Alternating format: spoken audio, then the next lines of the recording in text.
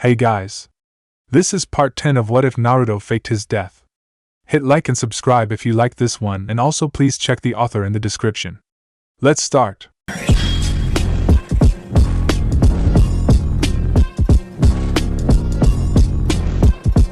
Chapter 37, Volatile Situation. Naruto could feel the sweat slowly roll down his forehead as his skin lost all color.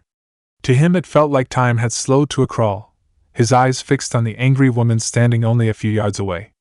Hey Bachan, long time no see, he said nervously, silently hoping that the beating wouldn't be too bad. Is that all you have to say to me, Naruto? Tsunade asked, her voice as cold as ice. Tsunade herself was in two minds. For one, she wanted to make Naruto pay for faking his own death and very nearly getting away with it. But then she was so glad to have finally found her surrogate grandson alive. And from the looks of it, doing well for himself. He's looking more and more like his father every day, although his hair is getting a little long, and the way he has it pulled back is more like Jiraiya's, she thought fondly. Naruto chuckled weakly, casually glancing around as if hoping to find something that might distract the former Kage. You look good, he said as if at a loss for words. Good huh? Tsunade seemed to contemplate the blonde's words for a few minutes before crossing the gap in an instant and throwing a powerful punch at the blonde, who only just managed to block the attack with both hands, tossing the blonde backwards. I almost died chasing after you, Gaki, Naruto-kun! Karin yelled in fear. She turned to run after him but found the rather imposing frame of the Godame Hokage blocking her path. Stay where you are, he's fine, Tsunade ordered, effectively freezing Karin on the spot. Naruto slowly picked himself up, rubbing his sore arms, thinking that they might even be broken. Damn it, how did Ero-sennin take beatings like this on an almost daily basis? He said, just loudly enough for Tsunade and Karin to hear him. I'm not done with you yet, Gaki. But I want some answers first, so I can't knock you into next week just yet, Tsunade said with a smirk. I don't suppose saying sorry will help at all? Naruto asked sheepishly. Well, it's a start. Do you have any idea what you put me through? Tsunade replied with a sigh, her rage still bubbling under the surface. Naruto hung his head, well aware that Tsunade would have probably been hit harder than anyone else from the blonde's apparent death. I wanted to bring balance to the elemental nations. While I was around, there wouldn't have been any equality between the villages, and eventually old wounds would reopen and the circle of hatred would start over again. But I guess my plan kind of backfired on me. Well, I wouldn't say that. The only people that know you are alive are myself and Kakashi. But it was still a damn stupid plan, Gaki. We could have figured some way to maintain the balance with the other shinobi villages. Hell, in your situation they probably would have accepted multiple arranged marriages for you, Tsunade replied. The final comment earned a grunt of annoyed disapproval from Karin, who had so far been mostly ignored by the older Kunoichi. What, you have something to say? Tsunade asked stiffly. Karin seemed to shrink under the former Hokage's steely gaze. No, not exactly. Why is she here anyway? It's not exactly smart of you to travel with an Akatsuki shinobi, Tsunade queried, turning her attention back to the blonde. It's kind of a long story, but I trust Karin-chan with my life. You don't have to worry about her, Naruto replied. He wanted to make it clear that Karin was off limits, and he would protect her if he needed to. Such was his commitment to her. Well, that figures, Tsunade replied with a smirk. Only you would end up in a relationship with someone that had been trying to kill them. I hope I am not going to be a grandmother too soon though, she added, unable to help herself with the perfect chance to tease the pair. Tsunade was not disappointed as both teens went scarlet. Bachan, we haven't gone that far yet, Naruto whined. So I was right, you two are in a relationship then, the busted blonde surmised, her attention turning back to the redhead. So it looks like he has similar tastes to his father. She's probably an Uzumaki as well. Now that's interesting. Meanwhile, Kurama howled with laughter inside Naruto's seal. No matter how much things change, one thing will always stay the same. You really are an idiot.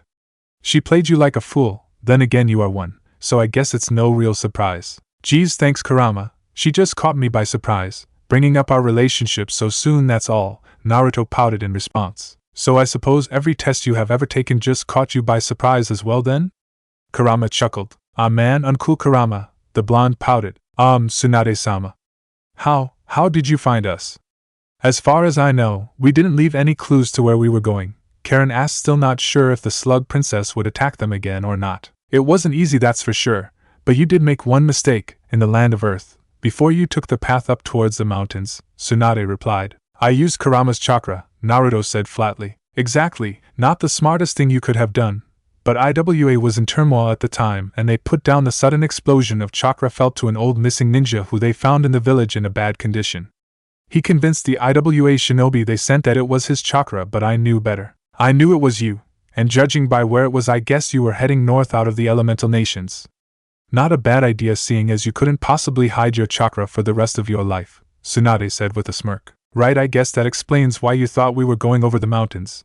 But that doesn't explain how you were able to find us once you got on the other side, Karin replied, hoping she didn't sound aggressive towards the rather deadly Sannin.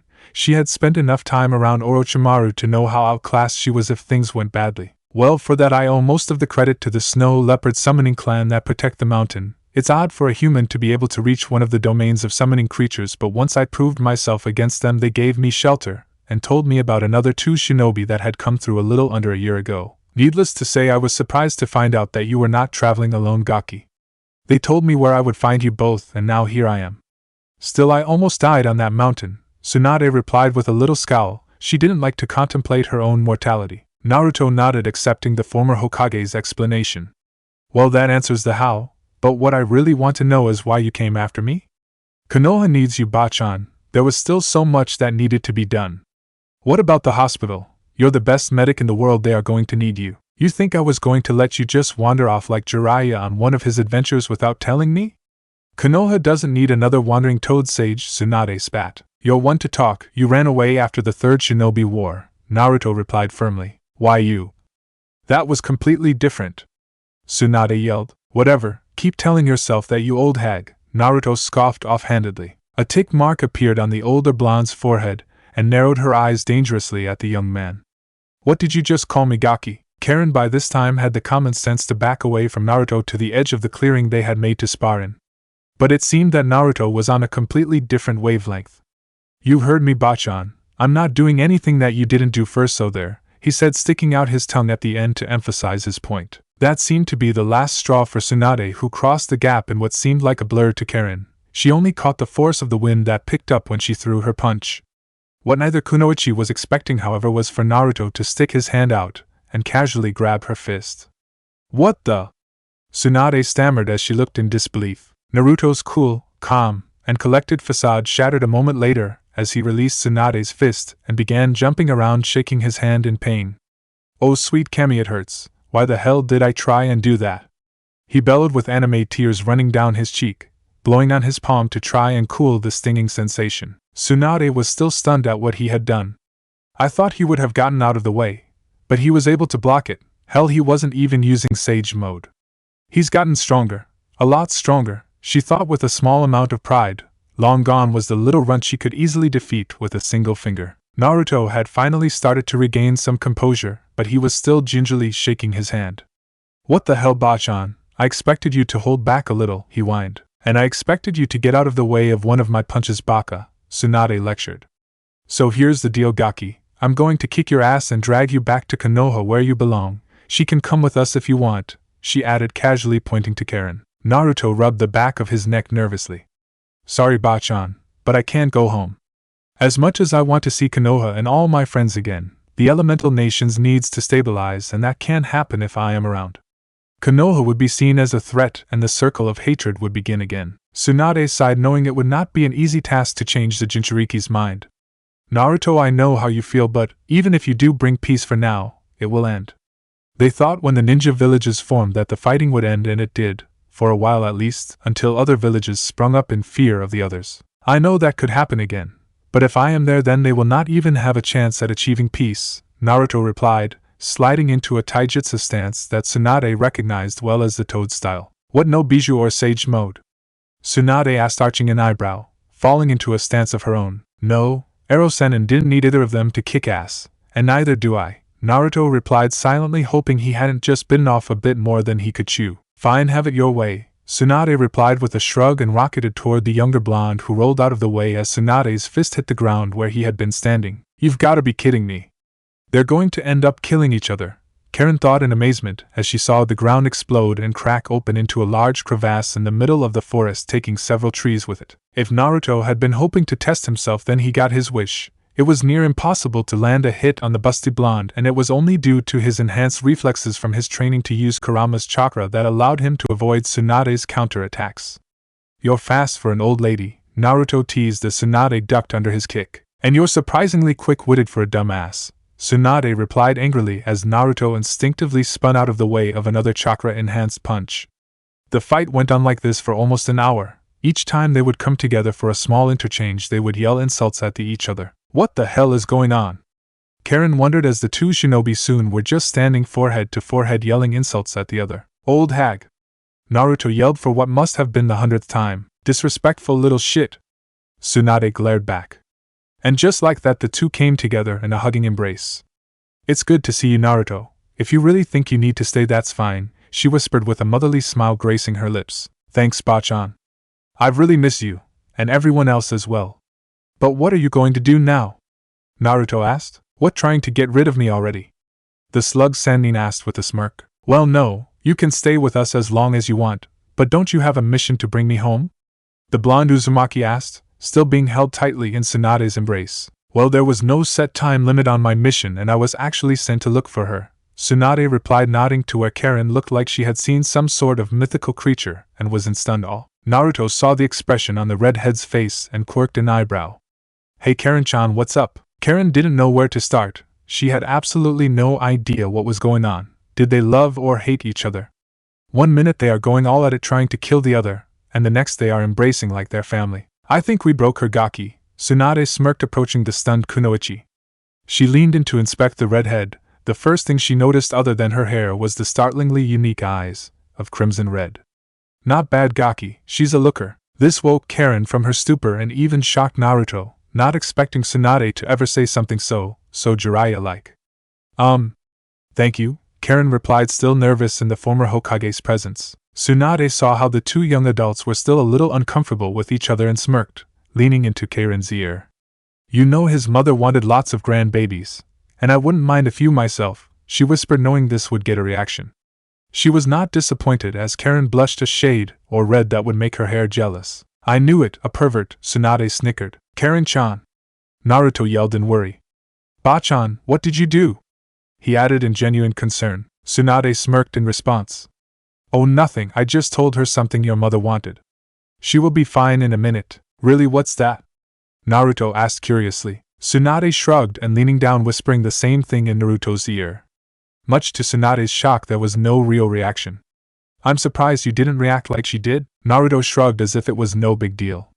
"Well, when I met Kas and she told me that anyway." Tsunade seemed surprised he was being so mature about the whole thing. She had expected some over-the-top reaction. "Looks like you've finally grown up, Naruto," she thought. "So what about her? Is she the future Mrs. Uzumaki?" she asked, sending Karin spluttering in response. Naruto paused for a moment, smiling lovingly at the redhead. I hope so," he admitted under his breath so quietly that only Tsunade could hear. "Well, I'm guessing you have quite a story to tell me about what you have been doing, and it will be dark in a few hours. I take it you have somewhere a little more comfortable where we can have that conversation?" The busted blonde questioned. "Yeah, we're living in a village not far from here. You can stay with us as long as you want," Naruto replied. "Well then, lead the way," Tsunade replied firmly. She was lightly smirking, because even as they walked back towards the village, Karin still hadn't completely gotten over the insinuations that she had made about the redheads and Naruto's relationship. Karin normally wouldn't care so much. She was not ashamed to say that she loved the Nine Tails Jinchuriki. But she was already rattled by the events of the last hour or so, and then being teased by a kunoichi as legendary as Tsunade had not been what she was expecting. They approached from the road as to not scare the villagers at the sight of a new person that could use chakra. They found Cho and Tenji both sitting at the gate on guard duty, and to say they were surprised to see a third person return with Naruto and Karin would be an understatement. "Yo Naruto, what's going on? Who's this? I hope you're not going to start bringing home strays. We're a small village man," Tenji asked, genuinely curious. He wasn't really worried. He assumed if Naruto trusted the woman then she couldn't be all that bad, and it didn't hurt that she was rather beautiful, even if it was just a disguise. "Yo man, I'm glad it's you two on duty and not anyone else, otherwise this would be hard to explain." Naruto chuckled lightly, coming to a stop at the gates as he greeted the pair with a friendly wave. "Well, we're all ears," Cho said, still eyeing the slug Sannin with some mild skepticism. She had an air of authority about her, That just screamed that she was someone you did not want to get on the wrong side of. Naruto nodded happily. Right. Cho, Tenji, this is Tsunade Bachan. Bachan? She's your grandmother? She barely looks old enough to be your mother, Tenji replied in shock. Well, yes, she looks young and beautiful, but it's really just a disguise to hide the fact she's an old ha. Naruto didn't get to finish his sentence, as he was hit hard by Tsunade, sending him crashing into the ground. How many times have I told you not to call me that, Gaki? Tsunade yelled in anger. Probably the same amount of times I've told you I'm not a Gaki. Naruto yelled back, hopping to his feet as if nothing had ever happened. If Tenji and Cho had a hard time believing the blonde before they did now. Well, there isn't really that much of a resemblance between them, but they both have a short fuse and they certainly act like a family. Well, at least a dysfunctional one, Cho mused. So you're Naruto's grandmother, huh? Wait, that would mean you can use chakra like he can? Tenji spoke eventually. Tsunade smirked. The Gaki wishes he could use chakra like I can. He's nothing but an amateur. And no, I'm not really his grandmother. He just calls me that because he's a disrespectful little shit. Needless to say, Naruto didn't take the statement well. Whatever, you're just jealous that I was able to defeat Madara and the Jubi while you were caught in a genjutsu. Well, someone that strong must have had a pretty high rank. What were you again? Oh, that's right, a genin, Tsunade replied, effectively shutting the younger blonde up. Tenji seemed bewildered by what was going on, but Cho seemed to be in deep thought. Something that was said seemed to strike a chord with the afro-haired man. He was soon able to shake this off, however. I guess this means that you have come over the mountains as well? Cho asked, already confident he knew the answer, only wanting the confirmation. Yes, I did. I came looking for my insubordinate genin that thought he could run off and do what he liked, Tsunade replied calmly. Tenji was confused. He had heard that word used several times now. What's a genin? He queried, hoping it would become a little more clear. It's a rank, the rank I held as a ninja of Konoha, the town that I came from. Naruto said quickly. Yeah, the lowest rank there is, Tsunade added the thinly veiled insult. She knew better than anyone that Naruto was far beyond the rank of a genin. He had been kept back because of his status as a Jinchuriki. With the Akatsuki on the hunt for Bijou, the elders had convinced her that it would be easier to keep Naruto safe if he stayed as a genin. That way he couldn't be specifically requested to be placed on missions any higher than C rank, and each mission would require at least one jounin to be present. Still, Tsunade was having fun at the young man she loved like a brother's expense, and in her book there was nothing wrong with that. Wow, and here I thought he was pretty tough. He wasn't intimidated at all by the members of the Imperial Army, Tenji replied with a small snicker directed towards his friend. Tsunade cast the two other shinobi a questioning glance at this remark. I'll tell you later, Naruto replied quietly before turning back to his two friends. Anyway guys, Tsunade Bachan is going to be staying here with me, if that's alright. Well, we don't really have a choice. She has nowhere else to go, and if she's like you, if we just let her wander around, then we would have an Imperial Black Ops eradication squad down here faster than you can finish a bowl of noodles, Tenji chuckled. Tsunade frowned slightly, not liking the insinuation that she was in any way as irresponsible as Naruto, but she had to agree. Being in a strange land, she had no idea what the laws, currency, or even the language was. Although now, after meeting Cho and Tenji, she was confident that she could at least communicate. She was, however, curious as to how this new land operated, and it seemed like it was run like a monarchy. Like many of the clans before the formation of the ninja villages, many of the more prominent clans still worked in such a way, like the Hyuga, and until their destruction, Uchiha. Right, well, I guess we should let you in then. Welcome to the village, Tsunade. I hope you enjoy your stay, Cho said with a small respectful bow. Thank you. I am sure that I will, Tsunade replied, and followed Naruto and Kain into the village and straight to their home, where they could get the slug Sannin settled into what used to be Karin's bedroom, which had been left in use since Tetsu had departed. They had spent the rest of the afternoon, and well into the night, telling Tsunade about everything that had happened since Naruto had faked his death. It was well after midnight when Naruto had finally finished his story. Karin had gone to bed a few hours earlier, so it was just Naruto and Tsunade sitting around a table, Tsunade having a rather large bottle of sake that was almost empty. Naruto had no idea where she had got it from, but just guessed that Tsunade must have a storage seal sewn into her clothes somewhere. Well, that's about everything that's happened so far, Naruto sighed. Sounds like you've been through a lot, Naruto. I'm proud of you, the former Hokage replied. Really, even though I faked my death? The blonde asked. Of course, you managed to fool almost every shinobi in the entire elemental nations, only I was able to figure out it wasn't you. I bet Jiraiya is having a good laugh at everyone's expense as we speak. You know, you remind me more of that pervert than anyone else, Tsunade replied. I'm not a pervert like him, Naruto scoffed. That's not what I meant, but that still remains to be seen. Kakashi told me you tried to use that disgraceful sexy jutsu of yours in your fight at the end of the war, Tsunade replied stiffly. No, what I meant was how you act. You find your path and stick to it, never wavering and even wandering off on your own. Jiraiya did the same thing after Orochimaru left. Really? Naruto asked. He didn't mind being like Erosenin. Well, maybe not the frequenting of brothels and peeking on women, but as a shinobi Naruto still idolized his old master. Yeah, he just wandered off without even telling sensei. Of course, by then I had already left Konoha. From what I heard, he only returned to the village once between then, and when he returned to take you on as an apprentice, Tsunade answered. Really, why did he come back only once? And he didn't come back for me. I found him at the hot springs peeking on women in the middle of the day, Naruto replied. Tsunade smirked. You really are an idiot, kid. Don't you think it's kind of odd that you just happened to stumble upon someone who is probably one of the best stealth and infiltration experts that ever lived just sitting and openly peeking on women? He planned it all. He just didn't want you to know that he was there for you. The only other time he came back to the village was to buy an apartment when you were very young. Can you guess which one? Wait, you're telling me that the apartment Gigi let me stay in when I was a kid was Erosenin's? The blonde stammered in disbelief. No, it was yours. Call it an apology for not being there for you when you were younger. And that's not the only thing he gave you. Who else would buy a frog wallet and sleeping cap? Tsunade added as if it should have been obvious. And it should have been. Naruto had to admit he did receive a small frog-themed birthday present each year, but he thought the mysterious packages that appeared on his doorstep had come from the Sandaime, who would take him out for lunch at Ichiraku's later in the day. Man, why didn't he tell me? Naruto said sadly, a small tear forming when he realized that would never get the chance to thank Jiraiya properly for everything that he had done. I think he was scared that you would blame him for how your life had been. It was easier to pretend that you met by chance, and he just took a liking to you. He always wanted to tell you though, but the longer he waited the harder it became. The busted blonde sighed, downing another saucer of sake. Naruto blinked back a few tears and grinned, happy to finally know the truth. I'm going to kick his ass when I see him in the next life. I might have to write it down somewhere so I don't forget, he chuckled weakly. Well, I'll be sure to give him a beating first for going and dying on me, Tsunade smirked. Now tell me, are you going to go to these exams? Well, yeah, they sound like fun. I mean, the Chunin exams would have been fun to watch if the only one I saw didn't get attacked by Orochimaru. Naruto scowled. He didn't really want to bring up any bitter memories at the moment, but that was a major event in his life. Alright, well, I am not going to tell you not to go, but stay on guard.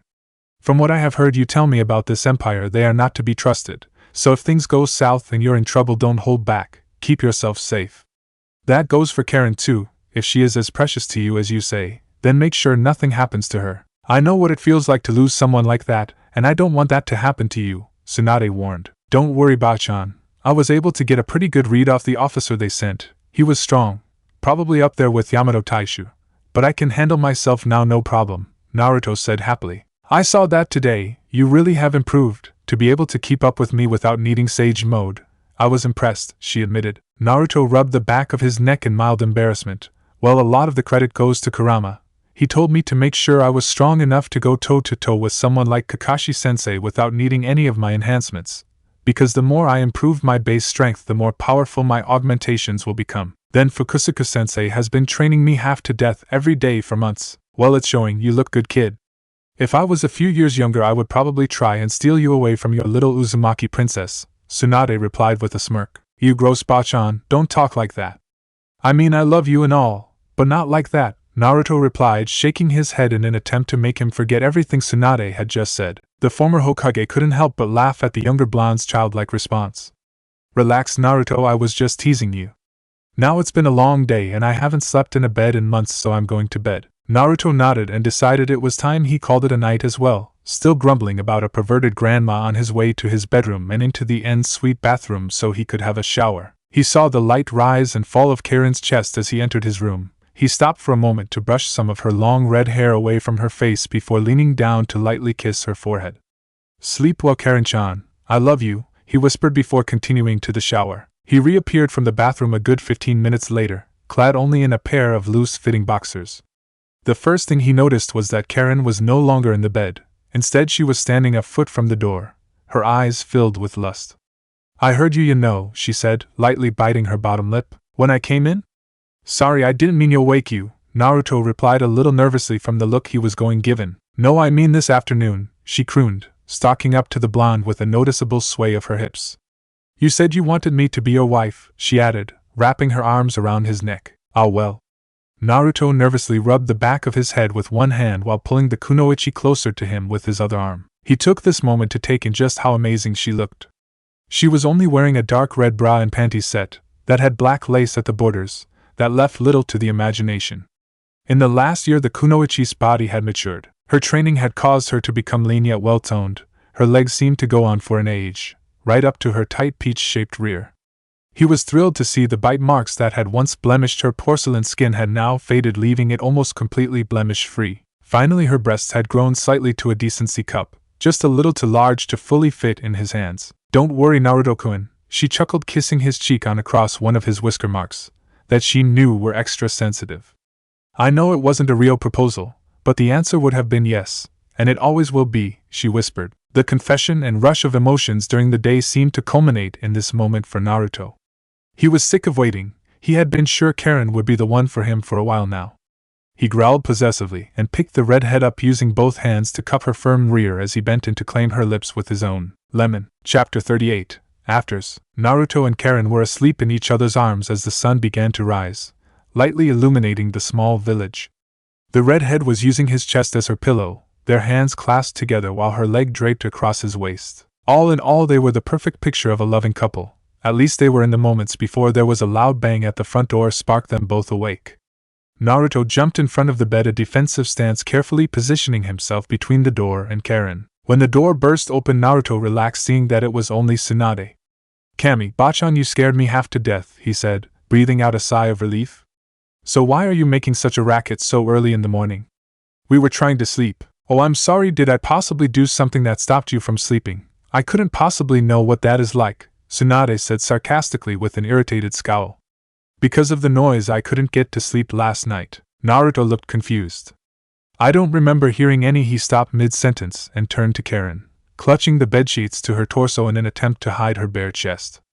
As if in unison, a look of embarrassed horror growing on both of their faces. Soon they were both blushing such a deep shade of red that their faces matched the kunoichi's hair. Oh Kami, no, they both groaned, realizing that Tsunade must have heard them the night before. I'm afraid so, Gakis. Now Naruto, grab some clothes and then, get out, Tsunade ordered. What, why? Naruto asked, not entirely sure that Karin would be safe if he left. Because Karin and I need to have a little talk, and then I am going to give her a physical to make sure she is healthy, Tsunade spat back. Now get out, I will get to you later. Naruto gulped audibly. He didn't like the sound of that. Quite frankly, he would prefer to be facing Madara again. At least he had some idea of what he was up against with the once more diciest Uchiha. Okay. But Karin-chan, if you need me for anything, just yell and I'll be back in a flash, he said before grabbing a white shirt and some black cargo pants from his drawers and leaving the room. Well, seems like he is willing to protect you, even from me. I find myself kind of jealous, Tsunade said with a smile. Her features had softened as soon as Naruto had left the room. Karin still hadn't moved, not sure if the legendary kunoichi would yell, scald, or even hit her. Oh, relax, girl, you're perfectly fine, I won't hurt you. But if I give the Gaki an inch, he will take a mile, disrespectful little shit, Tsunade pouted with a mock scowl. For the first time since they had met, Karin smiled, breaking out into a small muted laugh. She stopped when she noticed the Godame Hokage eyeing her suspiciously. Sorry, but that just seems so like Naruto-kun, but that's just part of who he is, and I think if he didn't respect you then he wouldn't treat you that way at all. You have a good read on him. Then again, seeing as you two are a couple, that is a good thing, Tsunade replied. I can read his chakra. It's like second nature to me now, at least where Naruto-kun is involved, Karin admitted with a slight blush. How do you do that? Tsunade asked in genuine interest. Karin shrugged, knowing this would probably be the least invasive portion of their little conversation that morning. Besides, she didn't mind sharing the information anyway. It's a technique that I use as a sensor. I can see people's chakra. It allows me to find someone over massive distances. It's how I was able to find Naruto after the war was over. With practice I can also read someone's emotions, but it's very difficult if I don't know the target well. I can see why Orochimaru kept you around. That would be a useful ability in finding victims, Tsunade said with a small scowl that was not directed at Karin at all. Well, with Orochimaru you were either useful to him or a prisoner. I really didn't want to be treated like he treated the prisoners, Karin admitted, hoping she wasn't digging a grave for herself. Tsunade could feel the nervousness practically rolling off the teen that she assumed to be completely naked under the covers of her and Naruto's bed. I told you to relax, you're not on trial, and even if you were, all that would happen is Naruto would come busting in here playing the hero again to save you. Karin quietly liked the sound of that but relaxed as Tsunade suggested. So what did you want to talk about? Nothing in particular, I just thought I would get to know you considering you have decided to have a relationship with someone I consider to be my family. Which I guess makes you family as well, Tsunade replied. Now how about we start with why you were looking for Naruto after the war? Karin really had nothing to hide, but the way Tsunade spoke definitely made it feel like an interrogation. She paled slightly and answered with the truth, knowing that by the time this was over she would probably have to recount their whole journey together. This is not how I pictured this morning turning out. Naruto-kun, save me, she thought pleadingly with an audible sigh. Naruto, on the other hand, had decided not to wait around in the house. He was still mentally berating himself for forgetting about placing silencing seals in his room. They were one of the few sealing techniques Jiraiya had taught him because, as he said, they were essential. Naruto never really understood why, but he sure did now. I bet you're laughing your ass off up there, Erosenin. He's not the only one, Kurama interjected with very thinly veiled mirth. Naruto could hear the sheer amusement in the fox's voice as it reverberated in the back of his mind. Hey, it's not funny, it's damn near traumatizing, Naruto replied defensively. Are you kidding? That was most amusing thing I have seen in years. I would have warned you, but you were not so forgetful as to leave our connection open last night. Bachan, hearing it is bad enough.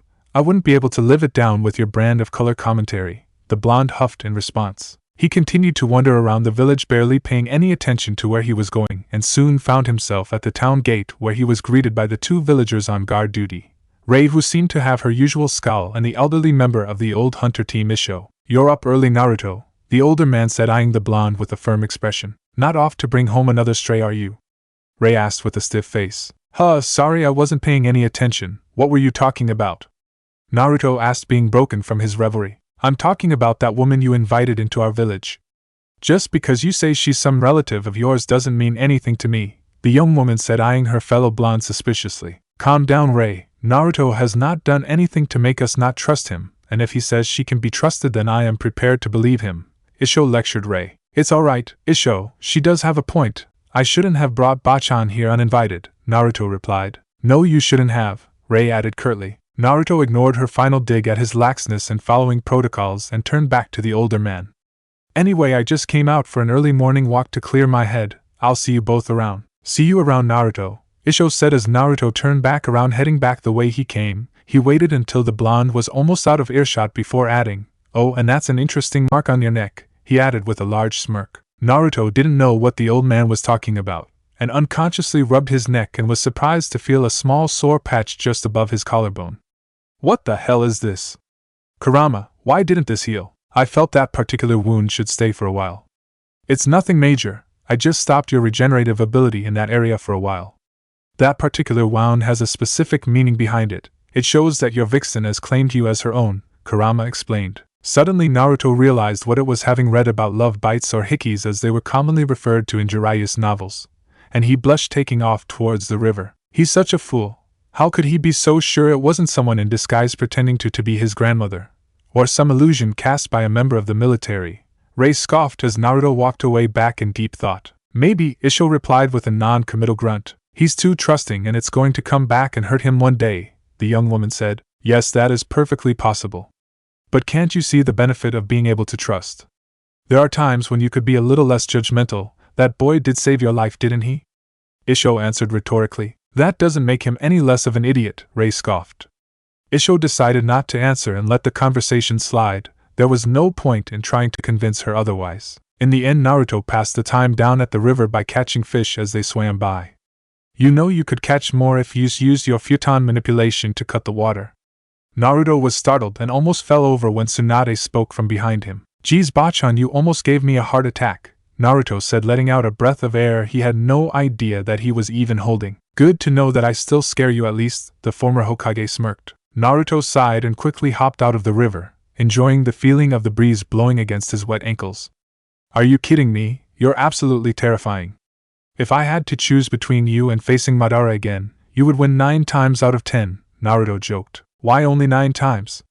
Tsunade asked casually. Did you see his face whenever he talked about the Shodai? not something I ever want to experience ever again, Naruto said honestly, causing both Konoha Shinobi to break out in laughter. Damn it, kid, she said with a light-hearted smile before lightly whacking him atop his head without the use of her superhuman strength.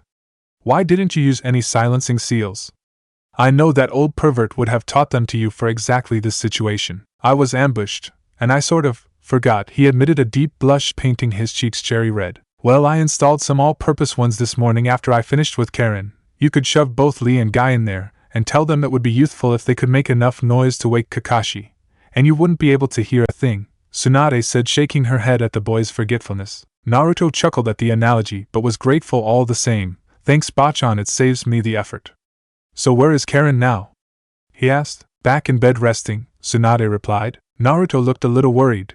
He was relatively sure Tsunade wouldn't have hurt his girlfriend, but she did have a short fuse. You didn't do anything to her, did you? Maybe I should go check on her. Naruto didn't make it 2 feet from where he was standing before a strong yet feminine hand yanked him back by his collar.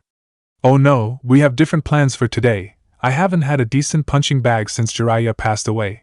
But you seem to be strong enough now to be my sparring partner, Tsunade said with a sickly sweet smile. Naruto paled considerably. Yesterday was bad enough, and he almost broke his arm from catching just one of Tsunade's super punches. Well, as much as I would love to, Bachan, I really should check on Karin-chan. He struggled to free himself from the former Hokage's vice-like grip, but it was no good. No, I have already cleared this with Karin. You're mine for the rest of the day, Tsunade said while dragging her fellow blonde off into the woods. By the end of the day, Naruto knew one thing: he was not strong enough to take on Tsunade without the help of Sage Mode or using his Bijou cloak, at least not for an extended period of time. The young blonde limped in defeat back to the village, sporting the trademark signs of a battle gone wrong. Beside him, Tsunade strolled confidently. In truth, she was not faring all that much better than the young man, but she refused to let him know that. Well, that was fun, wasn't Gaki? She said happily as they approached the front door of Naruto's house. Well, I think I have an appreciation as to how tough Erosenin really was, Naruto groaned, rubbing his left arm as he felt his regenerative abilities get to work. It wasn't that bad, and I'm sure you will do even better tomorrow, Tsunade said. Naruto had a look of abstract horror as Tsunade opened the door, entering the house while her fellow blonde was stuck, torn between running away and following after the busted blonde and trying to escape another day like today. Naruto would like to say that he was successful at doing either, but sadly that was not the case. For the rest of the week, Naruto would return home in the same shape. Kami-sama, what did I do to deserve this? Oh right, the whole letting my Bachan here thing. Kami-sama, why can't you just be cool? He thought after the latest day of what he could only consider some cruel form of torture. In fact, the only thing that had made the week better was that every night after his torturous training sessions with Tsunade, was that Karin would dote on him every night, nursing him back to full health, only for the circle to begin again. Naruto was currently lying on a couch in their living room, his head resting on Karin's lap as she ran her slender fingers through his golden locks. It's over now, Naruto-kun. I'll take care of you, the redhead said softly, gazing down at the blonde lovingly. Oh, don't baby him, Karin, he's fine, Tsunade scoffed. Naruto sent a light glare toward Tsunade, but his eyes widened slightly when he saw Katsuyu sitting obediently on the Senju princess's shoulder. Whoa, you're not going to attack me with Katsuyu now, because that's unfair, Naruto said defensively. So you really did find him, Tsunade-heim? He's grown a lot, a bit jumpy though, the small slug said. Tsunade shook her head at the blonde's overreaction. Oh, he's just overreacting. Naruto, Katsuyu has brought me something that I want to give to you. Really, what is it? Naruto asked. Tsunade withdrew a small scroll from her pouch, and with a puff of smoke there appeared a Konoha forehead protector and a letter with an official-looking seal. This belongs to you, don't throw it away again, she said, throwing Naruto the hatayite. As for the letter, it's from Kakashi. Really? Does Kakashi-sensei know you found me? The blonde asked. Yes, I have reported everything that you have told me to him, using Katsuyu as a messenger. He just wrote back, Tsunade informed the Jinchuriki. Really, what does it say? Naruto asked. I don't know, there is a time-release seal on it. Looks like we will have to wait to find out what he has to say, Tsunade shrugged. What? Ah man, what a rip. Only Kakashi would keep me waiting for him when he isn't even around. The younger blonde huffed, earning a small giggle from Karin and a reluctant nod of agreement from Tsunade. So when does that seal break? Tsunade shrugged again. Couple of months. If I had to bet, I would say it will break on your 18th birthday, she said. Well, that means you're wrong then. As soon as you start gambling, you start losing, Naruto sighed, while secretly knowing that it was certainly something Kakashi would do. Well, it will just add to the excitement of the day that you finally come of age. You won't be my little gaki anymore, Tsunade replied, wiping away a fake tear from her eyes. Naruto sent a fake glare at Tsunade for once again referring to him as a brat, but it was softened at the motherly undertones. Oh, I became an adult when I graduated from the academy. Maybe you're going senile in your old age, Naruto replied defensively. Tsunade for once ignored Naruto's dig at her age and kept a somewhat serene smile on her face. Well, officially yes, but how many places other than ninja villages treated you like one, especially if you took off your Konoha markings? The former Hokage pointed out. It doesn't just affect you. Shinobi must be at least 18 to assume roles in the higher specialty fields in Konoha, or have a seat on the council. Clan heads will begin pushing for their heirs to marry and strengthen the clans. Wow, I had no idea that being 18 was such a big deal. I guess if I ever head back to Konoha now, all my friends will have married. They will probably even become sensei to their own teams. Although I don't think Shikamaru will go that far, Naruto said, thinking fondly of all his friends. Well, that's not necessarily true. They will be encouraged to marry and will be forced to meet many potential suitors. But Konoha law gives everyone the right to refuse a marriage. Although the clans and the village elders don't react well when that happens, Tsunade explained. She was after all the last member of her clan, and had turned down numerous suitors over the years, the most frequent of which being Jiraiya. Still, I'm glad I wouldn't have to go through all that. The blonde sighed, feeling a little sympathetic, as most of his friends were in fact heirs to their respective clans. From what I can see, you're as good as married already, so don't feel too bad for them, Tsunade smirked. Yeah, but at least I got to choose without any pressure on me, so I know I made the right choice, Naruto beamed confidently, with a fox-like grin that was just so him. Naruto was surprised when the next day Tsunade didn't come and drag him off for training, nor the day after that. IW wasn't that he was worried, but he was starting to wonder if there had been some reason why the busted former Hokage had halted their sparring sessions. During this time Tsunade had gotten to know many of the villagers, needless to say the single male population, as well as a large portion of those that were spoken for seemed all too ready to welcome her into the village. But it would have taken a brave man indeed to even think something inappropriate around the last senju. That had been made perfectly clear when she gave a large group of the villagers that had gathered around to greet her a demonstration that she was every bit as deadly as she was beautiful. She was even fast becoming a matriarchal figure in the village, with her uncanny ability to keep Naruto in line. The blonde was happy that the village for the most part welcomed Tsunade without any real difficulties. Still, there was a nagging feeling at the back of his head that there must be some reason Tsunade had stopped their sparring sessions. Maybe she just decided I wasn't strong enough yet, he thought when walking home with Karin after their own private training session. Unlikely she knows you were holding back, or at least not fighting with your chakra enhancements, Kurama interjected casually. Then what do you think it is? Am I forgetting something? Undoubtedly. But with you that could be one of so many things, the fox teased. Hey Karin-chan? The blonde said quizzically to gain the redhead's attention. She hummed in reply. Do you know why Tsunade-bachan stopped our afternoon sparring sessions? He asked. Oh, I thought that would have been obvious. She's finished testing you, Karin replied. Huh, a test? Naruto gasped. They were never words that ended well for him. Well, we have to leave tomorrow to get to those imperial exams on time. Tsunade wanted to make sure you were strong enough in case something went wrong, Karin replied. Oh damn, I forgot all about the placement exams, Naruto said with a facepalm. Still, I wonder why she decided to do that. I mean, she didn't pull any punches, and her punches hurt mountains. I asked her to, Karin said honestly. You what? Naruto gasped, not believing his ears. I basically had to crawl home every night. I just wanted to make sure you were safe. It's been a while since you were in a real fight, so to make sure you weren't rusty, I thought a proper spar with Tsunade-sama would be a good thing. I'm not good enough to challenge you yet, and I don't want to see you get hurt because of overconfidence, or you make a silly mistake because you haven't fought in a while, Karin said honestly, desperately hoping that Naruto wasn't that mad at her. And as much as Naruto might want to be mad for her going behind his back like that, he just couldn't stay mad at her, especially when she was doing it for his own safety. Besides, it wasn't like he didn't enjoy sparring with Tsunade, he just wished she didn't hit so hard.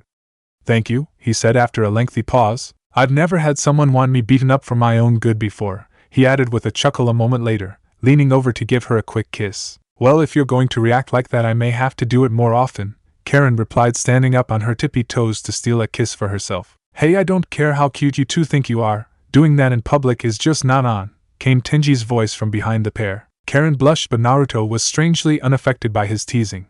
You're just jealous, he replied. Damn straight I am, Tenji said with a happy smile. Karin-chan, when you gonna drop this loser and come live with me, he joked. Karin could tell he was just kidding but had no real desire to play along. Thanks but no thanks, Tenji. Besides, I love Naruto-kun, you could never compete, she said with a smirk. You wound me deep, Karin-chan, he sighed in a fake hurt tone. His mood then changed suddenly. So you guys ready to leave tomorrow? It should be fun. They have never let lower-class civilians see the exams before. I bet it will be amazing. Actually, I forgot all about it until a minute ago, Naruto admitted sheepishly, his hand instinctively running through his long yet still spiky hair. I'll have to get ready tonight. Who else is going? Well, other than the three of us, only Rei has a ticket, but she's quite adamant about not going. I think she will though, because as stubborn as she is, she can't resist an adventure. She will just make some excuse to make it sound like she has to come for some reason. Tenji chuckled, as light-hearted as always. That's not many. I thought there would be more. Then again, I guess Tetsu and his team were going to quite a few villages, Naruto reasoned. Are these exams usually big events? Karin asked tentatively. Hard to say, but judging by how worked up everyone usually gets over them and their potential to make money, I would say yes. They usually broadcast the finals on TV, but nobody in the village has had a working television in years, Tenji answered, his excitement practically rolling off of him. Up until now, Naruto hadn't even thought they had television here. He couldn't say that he missed it. When he was younger, he had enjoyed the Princess Gale movies. Being a kid, he liked anything about ninja. But since he had become a shinobi, he had lost interest in the series along with most activities that civilians used to entertain themselves. Do you want one? He asked. Sure, most people in the village would want to love a television. But they're extremely rare. Still, with the way the village has been improving, it might not be long before people can start to improve their own situation. We could see one soon enough, Tenji replied honestly. Well, let's hope so. As long as we're here, then I won't let this place get pushed around anymore, Naruto said with full confidence. Plus, with Tsunade-bachan in the village, anyone who even thinks about pushing people around will end up on the wrong end of one of her super punches. Not a pleasant experience. I can imagine, Tenji agreed with a deadpan. The trio split up when they came to Tenji's house, agreeing to meet at the gate early the next morning and get a head start on making it to the exams. Meanwhile, Tetsu had just finished a spar against his young students, tying all three of the young teens together back to back. Man, I really thought we had him that time, Koha pouted, struggling in his bindings. Every time we get close, it's like he seems to get faster. It's clear that Tetsu-sensei is really holding back during our spars, Kara added calmly. She rested her head back against her teammates, fully aware that they would not be getting out until Tetsu freed them. Speaking of sensei, where is he? We have been sitting here for almost 10 minutes now, Mookie sighed, trying to ignore Koha struggling behind him. He would not be reduced to someone fighting such a hopeless cause, particularly when Tetsu would come and free them soon enough. Tetsu, as it happens, was sitting in a nearby tree with Shugo observing his students. Well, they're not bad. I'm sure they will all at the very least survive, Shugo commented as he cast an analytical eye over his friend's students. Yes, they have the potential to go far, but they could still be stronger. If they are put up against members of your family, then I doubt they will come out unscathed, Tetsu replied. You're probably right there. My family is barbaric, and the way we are trained from the time we can walk is almost barbaric. It's no wonder we all have some kind of mental issues, Shugo agreed darkly. Not exactly sitting on the fence, are we? If you hate it so much, why not try and change things? I know for a fact that you are stronger than you let on, Tetsu questioned. You're giving me too much credit. I'm nothing special. Hell, I'm only Gahara-sama's bodyguard. You even outrank me, the dark-haired man said calmly.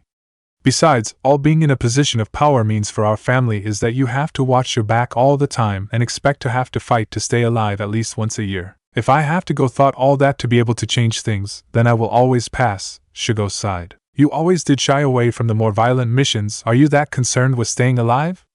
It's not wise to live in fear, Tetsu replied. It's better to be safe than sorry.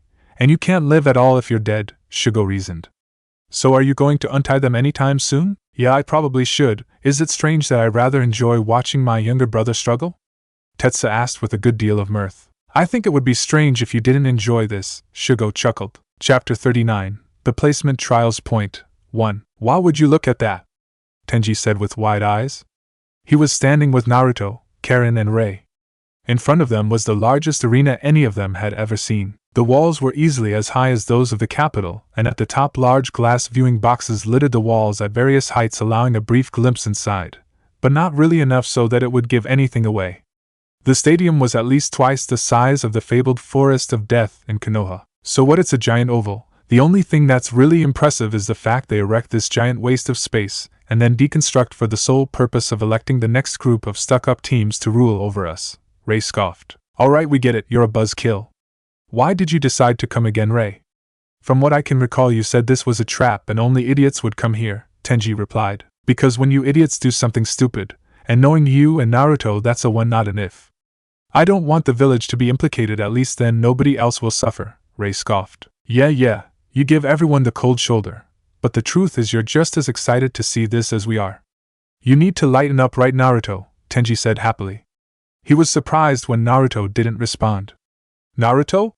He called out, searching for the blonde, who he eventually saw right up next to the giant stadium. This is impressive work, and it's clearly made with chakra, Karin said, admiring the site where the edges of the stadium rose from the ground. Iron release, either a large amount of people with the bloodline or one really powerful shinobi, Naruto mused. Well, look at you, and to think Tsunade-sama asked me to make sure you didn't say or do anything stupid, Karin chuckled. Bachan said that? Naruto asked with a mock-hurt expression. Oh, Naruto-kun, her exact words were.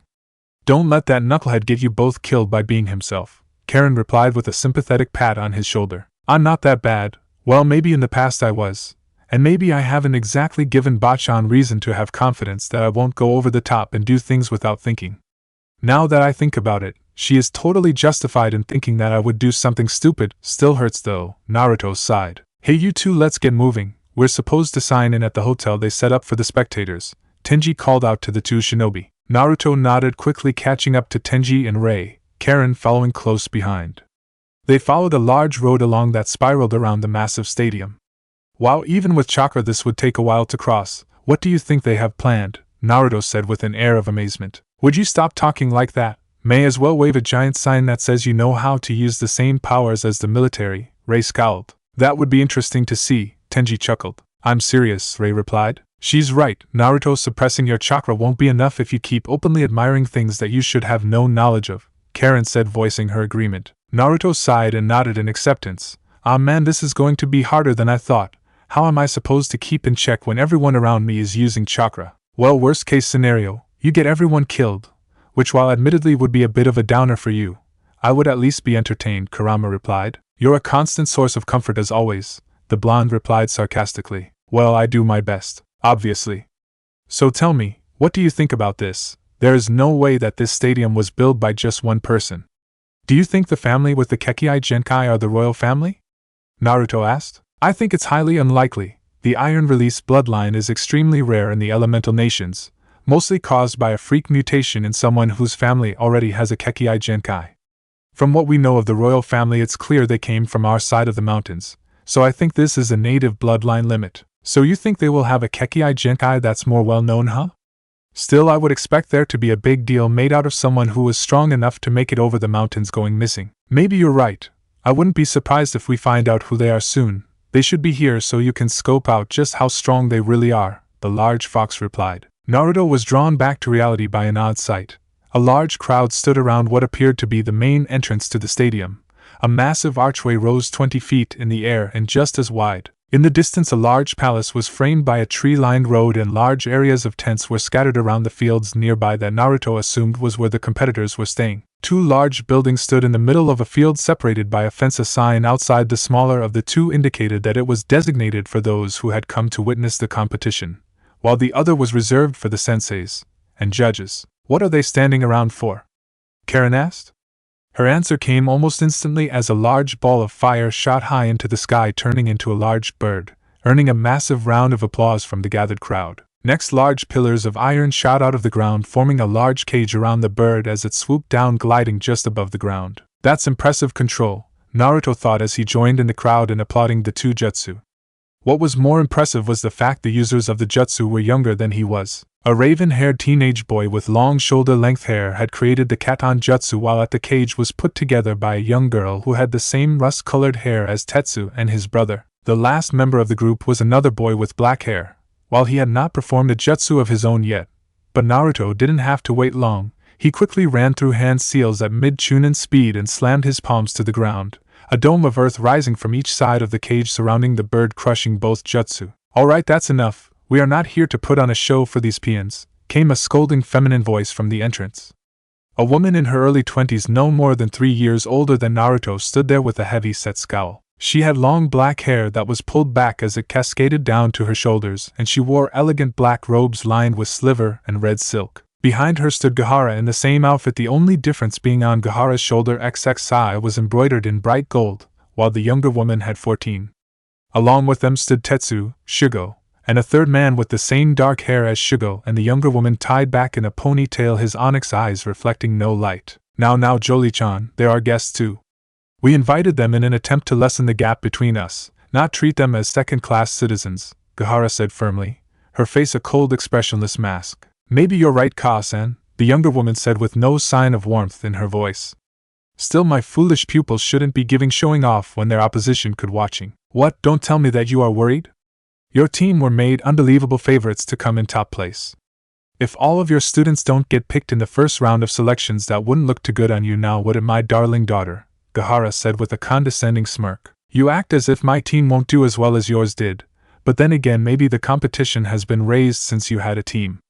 Your favorite plaything has a team in this year's competition after all, Jolie scoffed, eyeing Tetsu with a mirthless smirk. That remains to be seen, Jolie-sama, but I'm sure any team trained by someone as powerful as yourself would be a highly skilled, difficult for anyone to beat.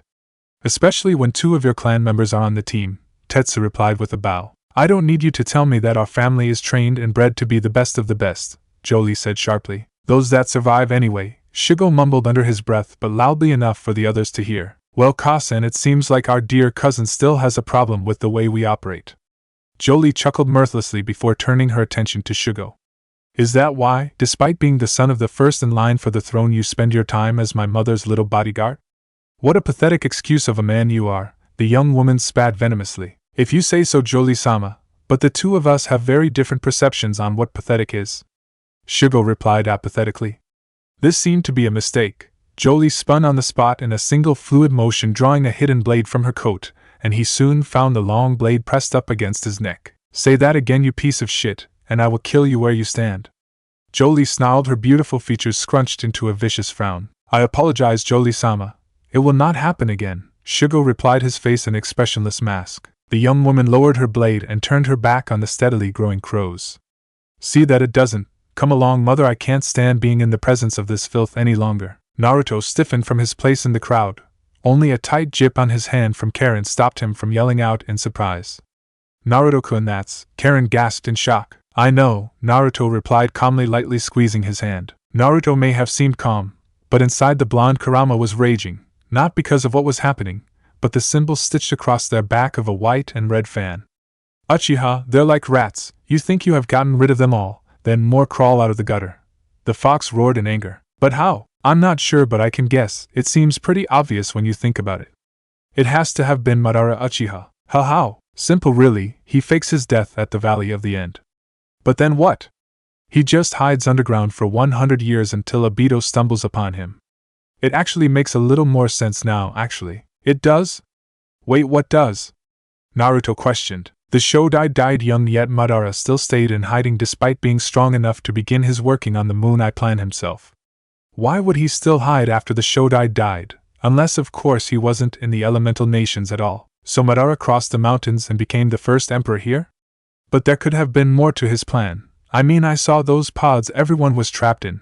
Madara wasn't in control of anyone like that. Naruto wondered, not being able to wrap his head around how this could happen. So he traps everyone, kills the ones that can use chakra, then creates a way that his so-called empire can extend into the elemental nations. The reasoning actually makes some sense. But we will never know for sure what the full extent of his plans were because of Kagaya's involvement. Impressive reasoning, especially coming from you, the fox mused. Thanks. Wait a minute, hey. Naruto whined, earning a chuckle from Kurama. What should we do, Kurama? It's going to be harder hiding from them, with those damn eyes of theirs. Hide for as long as you can. At least now we know just who they are and a decent enough understanding of what they're capable of. That takes away most of the ways they can surprise you, I guess, but this is messed up.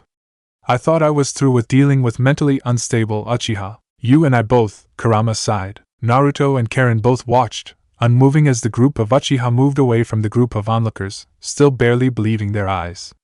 Wow, so they were members of the royal family, huh? Scary, Tenji sighed with a low whistle. I never thought I would see any more Uchiha in my life. I thought Sasuke really was the last.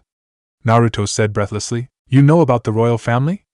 Tenji asked, mildly impressed. Well, I wouldn't call myself an expert, but I have fought with them enough times to know what to expect, Naruto replied quietly so only they could hear Tenji, and even Ray looked at the blonde as if he had grown a second head but didn't say anything. Naruto was still able to pick up on the hidden meaning behind their looks, however. I'll tell you about it later. Well, as fast as collecting intel on the Empire goes, this is the jackpot, Karin said quietly.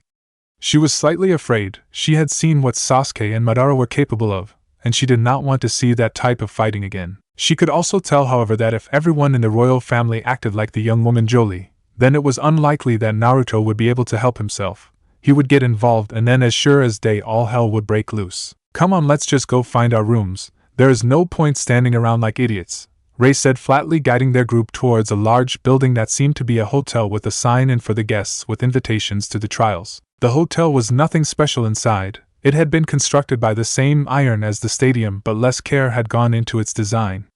Just inside the front doors stood a large desk with several rather bored-looking officials wearing combat gear of different colors, and on their chests 2 patches were sewn. One patch was common across all of those sitting at the desks, a green diamond with a gold Fuma shuriken in the center. Can't see much of a family resemblance here. This sign must identify this squad, Naruto guessed as they approached the desk. Naruto and Karin were split for a moment from Tenji and Ray as they were sent to different counters. Naruto approached a middle-aged man with short white hair that seemed thoroughly uninterested in who was next in line, while he had his complete attention on the computer screen. Names? And number of people to a room? The man questioned apathetically, not even casting the blonde a glance. Naruto, and Karin Uzumaki. Room for 2, I guess, the Jinchuriki said, a little taken aback from being almost completely ignored. Do you have your invitation? The man continued, quickly typing their names into the computer. Naruto quickly checked his pockets in search of their invitations but came up empty. He was about to start panicking when Karin slid the small official-looking pieces of paper over the counter. The man nodded at seeing the invites and handed over a set of keys with a room number burnt into the bottom. Room 17, floor 3.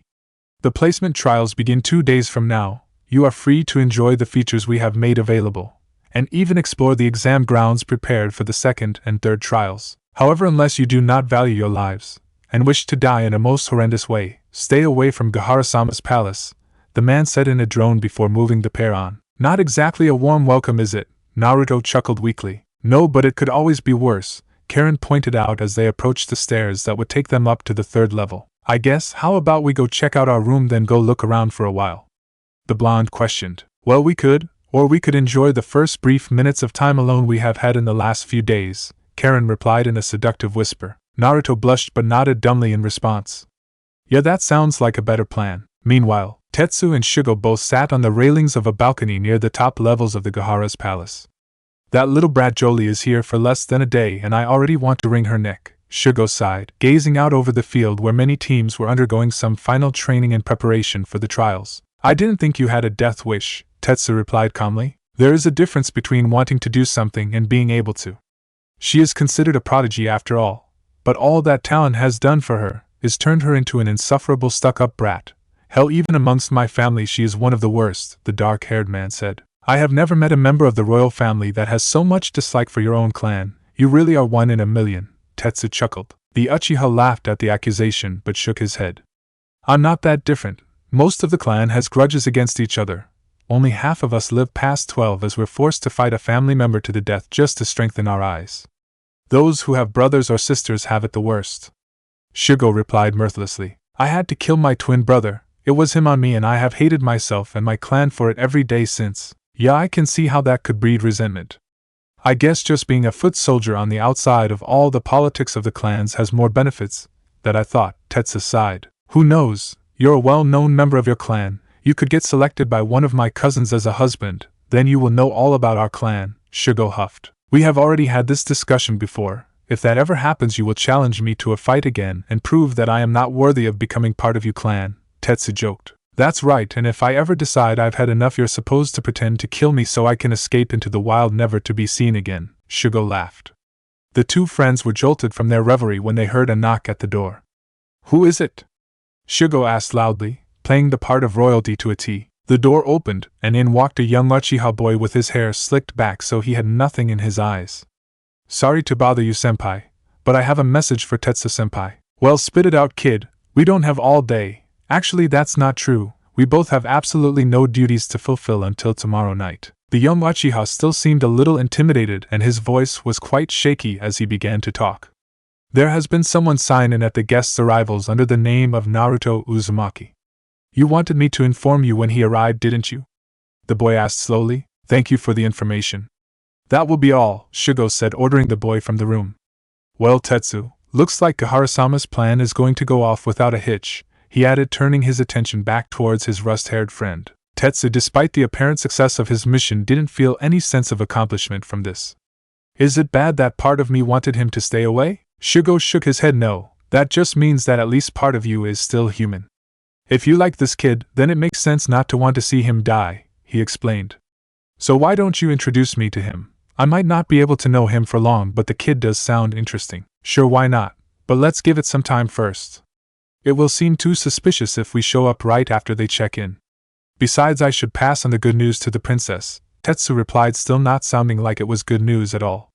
"You think she and Jolie-sama have tried to kill each other yet?" he asked, trying to change the topic, while slowly heading towards the door. "They probably want to, but it wouldn't reflect well on Aji-sama and the rest of the family if two of the highest-ranking members of the clan were trying to kill each other during the squad placement trials.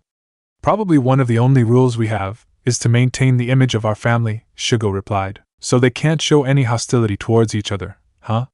This might actually be interesting rather than downright terrifying then." Tetsu chuckled as they began descending the steep stairs leading down towards the entrance, an audience chamber. However, they stopped on the second floor, which opened out into a massive living area filled with the finest luxuries in the empire. The walls were draped with dark red curtains that Gahara had insisted upon, as they reminded her of her favorite color, that of blood.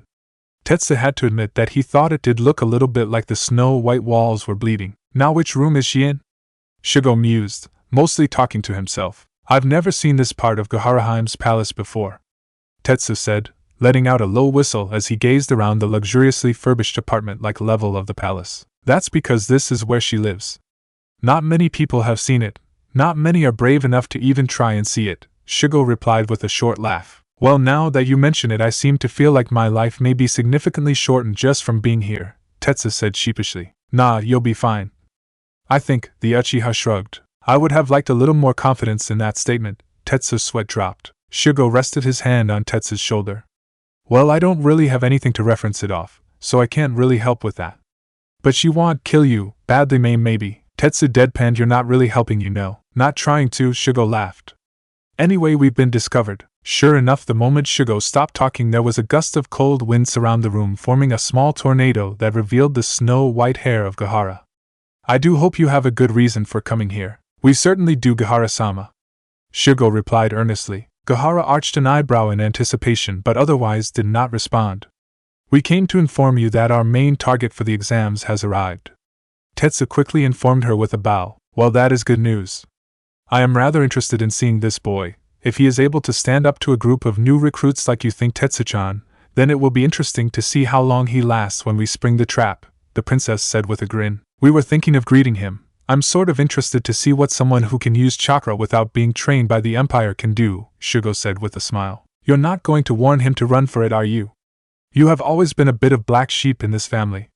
But maybe that's why I keep you around. It's like having a ticking time bomb that I'm always waiting for to go off," Gahara said with a small smirk. "I'm touched at your faith and my loyalty," Shugo said sarcastically. "Well, I don't really care what you do, as long as our target falls into the trap. So feel free to do what you like with the boy. Hell, you can even join him. 2 are better odds than 1, Gahara smirked. "Well, now that you have had your fun at my expense, I will go.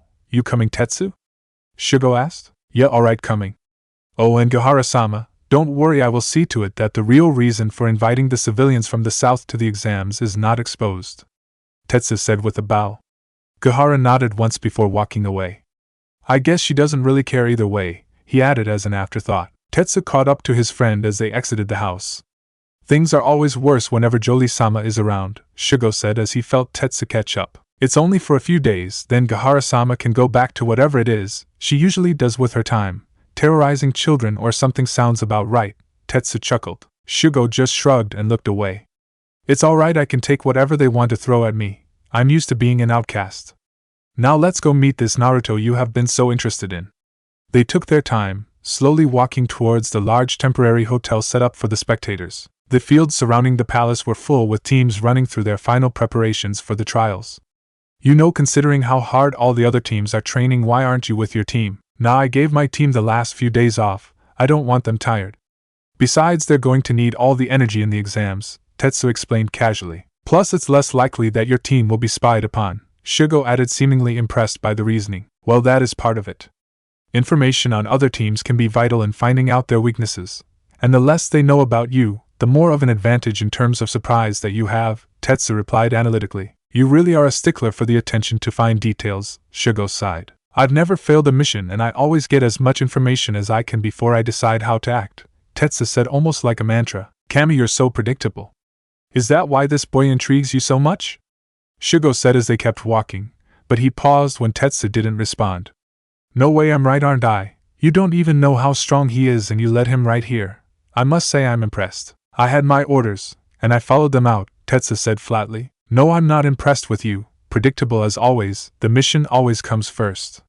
No, the boy, able to keep so much away from you, he's strong. I'm better, far stronger than you give him credit for, Shugo smirked. Impossible, there is nobody that could have trained him, Tetsu scoffed. If you say so, Shugo replied with a small shake of his head. They fell into a comfortable silence as they began walking again.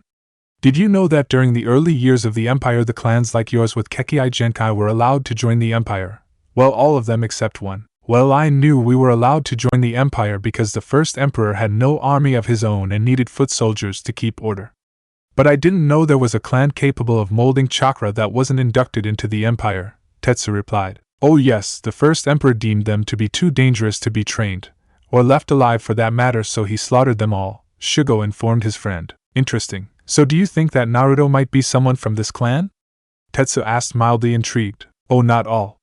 I am without a doubt that they were all massacred. I just find history fascinating. You can learn a lot. It can also answer questions that don't seem to have an answer, the Uchiha said with a slight smirk. Tetsu frowned at his friend's response, but it didn't seem like Shugo was going to say any more on the topic. Whatever, but if you know something important you should tell someone. No idea what you're talking about, but I'll keep your advice, it may come in handy, Shugo replied nonchalantly. Tetsu sighed at Shugo's antics. Come on, let's just go. Chapter 40. The Placement Trials Point 2. A loud knock on the door forced Naruto to sit up, removing himself from Karin's arms. You hear that? He asked, slowly getting out of bed and pulling on some orange boxers. Where are you going? You don't have to answer the door, you know. Just ignore then and come back to bed, the redhead replied, pouting at the loss of their body contact.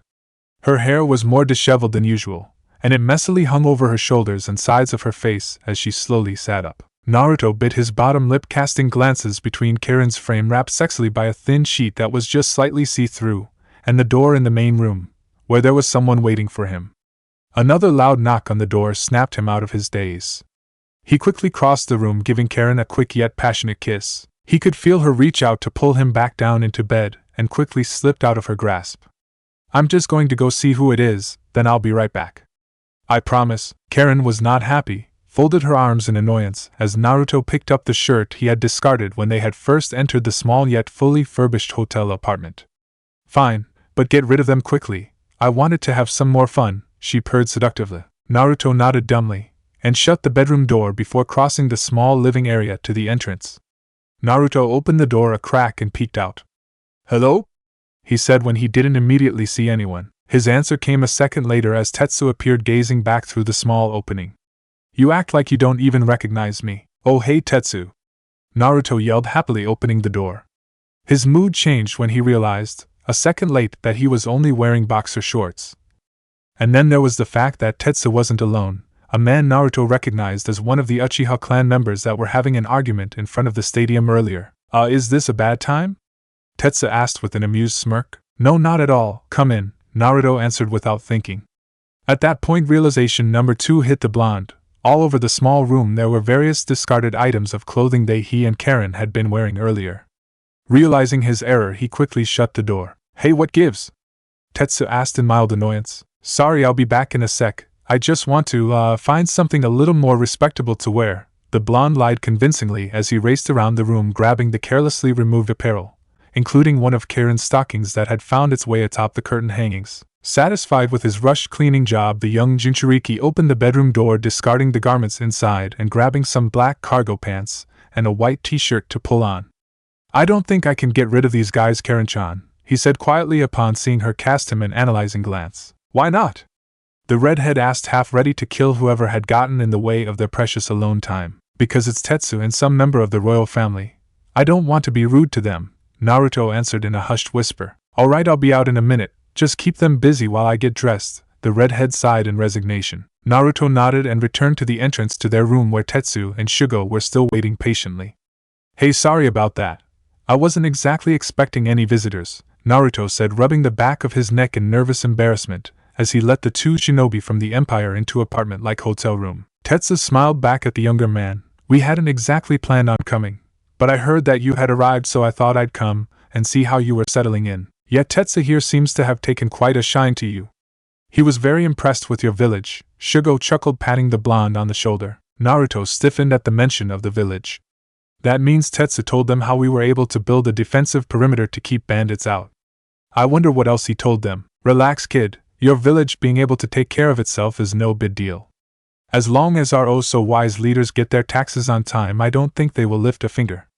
Hell, I'm actually glad you found a way to screw over the gangs that run the place," Shugo said, patting the young blonde on his shoulder. "Really, we didn't know how the Empire would react. The walls were constructed in secret over a long time. Everyone worked really hard. So I guess I was a little worried you would force us to take them down," Naruto admitted in half-truths. "Well, as far as I'm concerned, there is no real problem with your village protecting itself. With that said, my stock doesn't hold much weight as far as my family is concerned, I'm afraid." Shugo sighed, taking a seat in a large couch that was positioned in the middle of the room, acting as a barrier between the dining area and lounge. It wasn't a particularly fancy living arrangement as far as Naruto was concerned when he compared it to that of Konoha, but it was vastly improved on what he had become accustomed to in the small village. "Really, why not?" Naruto asked in an attempt to sound casual.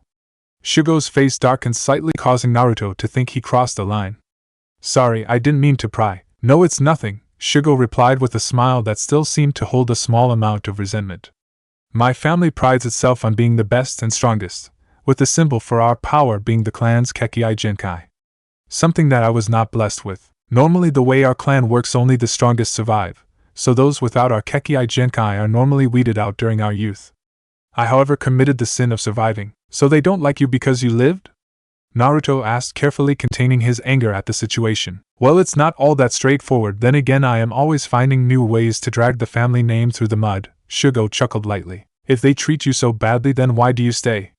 Naruto asked casually. "Because the alternative is to be executed, and I'm quite fond of my head where it is," Shugo replied flatly, while avoiding eye contact. Karin picked this moment to exit the bedroom, while brushing her hair, as disheveled as always. Naruto smiled, knowing that no matter how much she tried, it would never flatten out.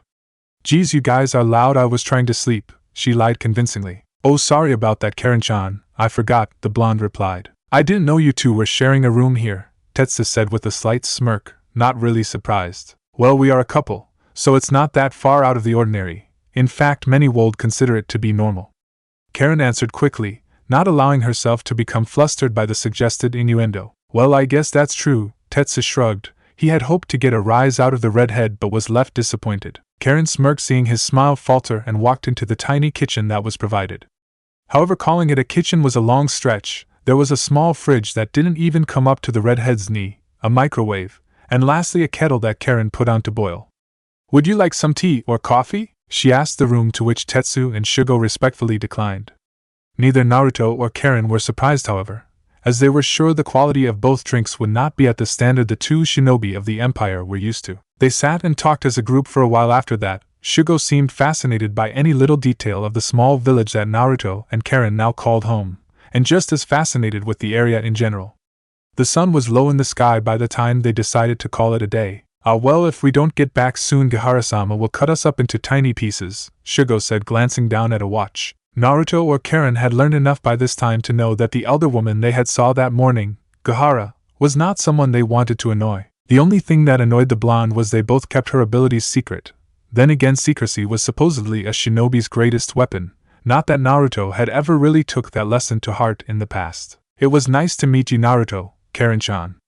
I hope you both enjoyed the trials, Shugo added as he and Tetsu began heading for the door. Yeah, it was nice to meet you too, Shugo. I hope I'll see you again, Naruto replied with a genuine smile. He had heard some rather depressing things about the royal family, but Shugo seemed to be nice enough. Well, he certainly is an interesting one, Tetsu said with a smile once he and Tetsu were far enough away from the hotel the raven-haired man sighed. Yeah, something about him seems different, but it's not in a bad way. I can't explain it, but there is definitely something about Naruto that isn't normal, Tetsu agreed. Really, I thought it was quite obvious. It's confidence, Shugo said with a happy smile. As far as Naruto is concerned, I say we would lose. Lose? What are you talking about? Shugo asked. If we were to fight Naruto. He's stronger than us, no doubt about it. Even together I don't doubt we would not be able to win in a fight. The Uchiha replied casually as if he didn't have a care in the world. Tetsu stopped, staring at his friend as if he had just grown a second head. That's impossible. First, there is nobody that could train him. Second, he's 17, maybe pushing 18. There is no way he's that strong. Age is not a factor that determines strength in this world. Look at Jolie-sama, she has a higher rank than Gahara-sama. Her mother, Shugo explained. Oh, this is some kind of joke, isn't it? You're messing with me, right? Tetsu asked with a stutter. No, I'm being honest. This plan Gahara-sama has come up with is going to blow up in her face. Shugo laughed loudly. Tetsu looked a little panicked by this information and quickly turned his head back towards the hotel. Then we should go and tell Gahara-hime immediately. Why would we do that? Shugo asked as if the question baffled him beyond anything he had ever contemplated. My family prides themselves on their eyes and they see anyone who cannot awaken the Sharingan as inferior, yet I constantly feel like I can see better than all of them put together. Now their arrogance is going to backfire in such a public way. Imagine the looks on the downtrodden, and of the upper class of the empire when they see what will happen. They may even start to question the empire's power. But if you're right, then members of the military will die. Tetsu said angrily. You act like that's a bad thing. This whole exercise was to kill people the empire deemed to be undesirable. Put yourself in their shoes and then tell me who is in the wrong here? The peasants that were doing nothing but living their lives in relative, if not poverty-stricken peace, or the ones who drag them out into the middle of an arena and surround them with soldiers who plan to kill them for sport? Shugo replied. Are you really willing to go this far, just to spite your family? Tetsu almost yelled. There are others at risk here, like my brother. Shugo didn't seem to be fazed by this information at all. Then tell him not to go near Naruto, and he will survive. It's not going to play out that way. Either way, Naruto will die. You're just doing this to get a kick out of the chaos. The rust-haired officer replied, his eyes glaring at his friends. Now we're going to tell Gahara-hime and the others about how strong you believe Naruto is, and we're going to do it now. No, I don't think so. Maybe Naruto dies, but then again, maybe he doesn't. One man can do amazing things. Look at the first emperor, he conquered all of the kingdoms almost single-handedly. But if, as you say, he dies, then I guess he's not the man I think he is, and not who I am looking for, Shugo said, his tone becoming darker. You're talking treason, Shugo. They will have your head for this. I can't let you get away with it, Tetsu said, drawing a small blade no longer than a set of nail clippers and pressing it softly against his palms, but not quite enough to draw blood just yet. I don't plan on doing anything, Shugo stated with a calm grin that did nothing in the way of appeasing Tetsu's concerns. In fact, he didn't seem even the least bit threatened at his current situation. All it is a small lie of omission. I simply plan on seeing how everything plays out, then choose my side. And what? Would you betray the Empire if Naruto is able to escape? Tetsu asked. He was torn between two minds. Shugo was one of, if not his closest friend, but the way he was talking was not allowed. The punishment for even contemplating an act of treason was execution. Naturally, Shugo said, his eyes closing. Then I'm sorry, old friend, but I'm going to have to bring you in to face charges or espionage and treason, Shugo said with a shaking voice. He cut his own palms with the small blade in his hands, and as the blood dripped out, the red liquid solidified and took the form of a sword in his right hand. I had honestly hoped you would join me, Tetsu. You can see as well as I can just how twisted this world is. I am simply facilitating a throw of the dice and hoping for a change for the better. Come on, join me. We can help make this world better for everyone, Shugo said, his eyes still closed. I will not betray my family, even for you, Tetsu said in a pained yet determined shout as he readied to swing at Shugo. Tetsu wished more than anything that he would wake up and this would be nothing but a bad dream. As Tetsu's sword of blood came down, Shugo drew a kunai from his robes and held the strike off. I really didn't want to have to do this, but I guess I have no choice. You won't remember any of this anyway. Shugo slowly opened his eyes, and that was the last thing Tetsu saw as the world went black. It was several hours later when Tetsu finally woke. He had a high fever and was a little disorientated. Still, he was able to make out that Shugo was sitting by his bedside reading a book that seemed to have something to do with history, judging from the title, but he was too weak to give it any thought. Where am I? He asked in a dreary haze. In the infirmary of Gahara-sama's palace. You collapsed after we left Naruto and Karin's room. Do you remember anything? Shugo asked calmly. I remember saying goodbye to Naruto, but no, I have no idea. I wasn't feeling sick or anything, so how did I faint? Tetsu asked a little more coherently. Shugo closed his book and sat up. I don't know. I was hoping you could tell me, Shugo said, casting an analytical eye over the rust-haired colored man. Tetsu strained, desperately trying to remember what had happened after leaving Naruto's hotel room, but there was nothing. No, sorry, I can't recall anything. Man, I hope Gaharaheim doesn't want a report or anything, because it may have been better if I died if that's the case. Tetsu laughed weakly. Shugo smiled weakly. It's alright, she doesn't even know you were sick. Just stay here and get some rest.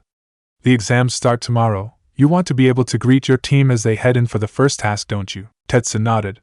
Yeah, hopefully I will feel better after some rest. Shugo smiled and then moved for the door. Hey Shugo. Shugo paused with his hand resting on the handle of the door. Yeah? Thank you for bringing me here, you're a good friend, Tetsu replied. Don't mention it. You would have done the same for me, Shugo replied quietly before exiting the room. Morning of the trials, Naruto looked around the open field filled with inhabitants of the southernmost district of the empire.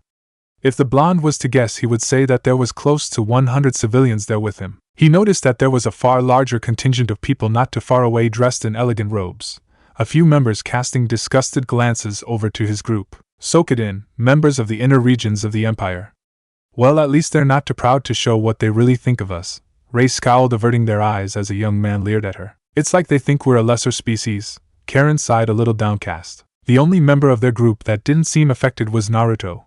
He was so used to being stared out in such a way that to his it came with a wave of nostalgia, like he was a child again back in Konoha.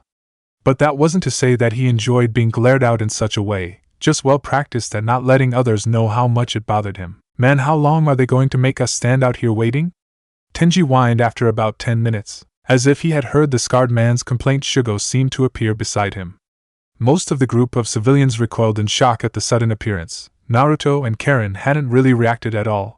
They had easily followed the man's movements instinctively. Shugo was dressed in an armored black top and matching pants. His belt held a full arsenal of shuriken and kunai. Most interestingly were the two tanto that were strapped in an X across his back. Don't worry, you won't have to wait long, he said with a friendly smile. He looks equipped for a long mission, Naruto thought as he examined the multiple killing instruments. He suddenly felt a little exposed, even with his ninjutsu and taijutsu. It was a simple fact that if there was a fight between a taijutsu and kenjutsu user of equal skill, then the blade would always win. Oh, please don't tell me you're intimidated by a few sharp objects? Perhaps we should see what is sharper, those swords of his, or my claws. Kurama laughed. I'm not intimidated, but a few kunai or shuriken would be nice to have in case I needed them. The fox's container rebuffed. You're thinking below your stature. You have no more need for a few kunai. Perhaps if you could use thousands, then that might be useful. But there is nothing that can be done with a handful of blades that you couldn't do with a jutsu, or using my chakra, the fox replied calmly. Haven't you been lecturing me for the past year about not using your chakra? That advice then seems a little hypocritical. I was saying not to rely on Sage Mode and my chakra because they both act to amplify your real strength. If you make your base level strong enough, then with my chakra we will be unstoppable, Kurama replied, grinning like the demonic fox of old. Naruto was going to reply but had to cut his conversation with the fox short as more fully armored shinobi arrived. A few gave respectful bows to Shugo, and two others that he guessed were also Uchiha clan members.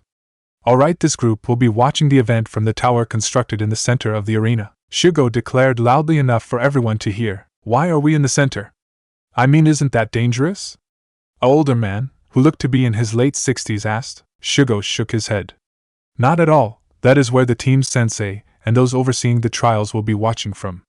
This was a change at the request of the other guests who paid for admittance. But this stadium is massive, how can there not be enough room around the edges? Another woman asked. Besides, look at the size of this, it would take us a day to reach the middle, she added. Don't worry. Fast transport for you has been taken care of, and as for the seating arrangements, I'm sorry, but rules are rules. Besides, the center tower has a better view anyway, Shugo replied as casually as he could. Do you get the feeling something isn't right here? Naruto whispered to Karin. It does seem a little odd. I mean, yeah, the other group is much larger than ours, but even if it was 10 times the size it is now, they still wouldn't come close to filling a stadium this big. But does it really matter? Nothing we can do about it now, Karin replied quietly. We could back out, run if we needed to. I doubt they would be able to catch me, even if I was carrying you, Naruto suggested. Then you may as well tell the whole world you can use chakra.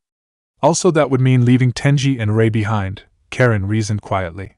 Still, this does seem suspicious. I agree with you there, she added almost as an afterthought. Naruto sighed and nodded. He was torn. On the one hand, she had a point. He wouldn't leave his friends behind. There was no way he would become worse than trash, as Kakashi so elegantly put it when he passed his final Genin test.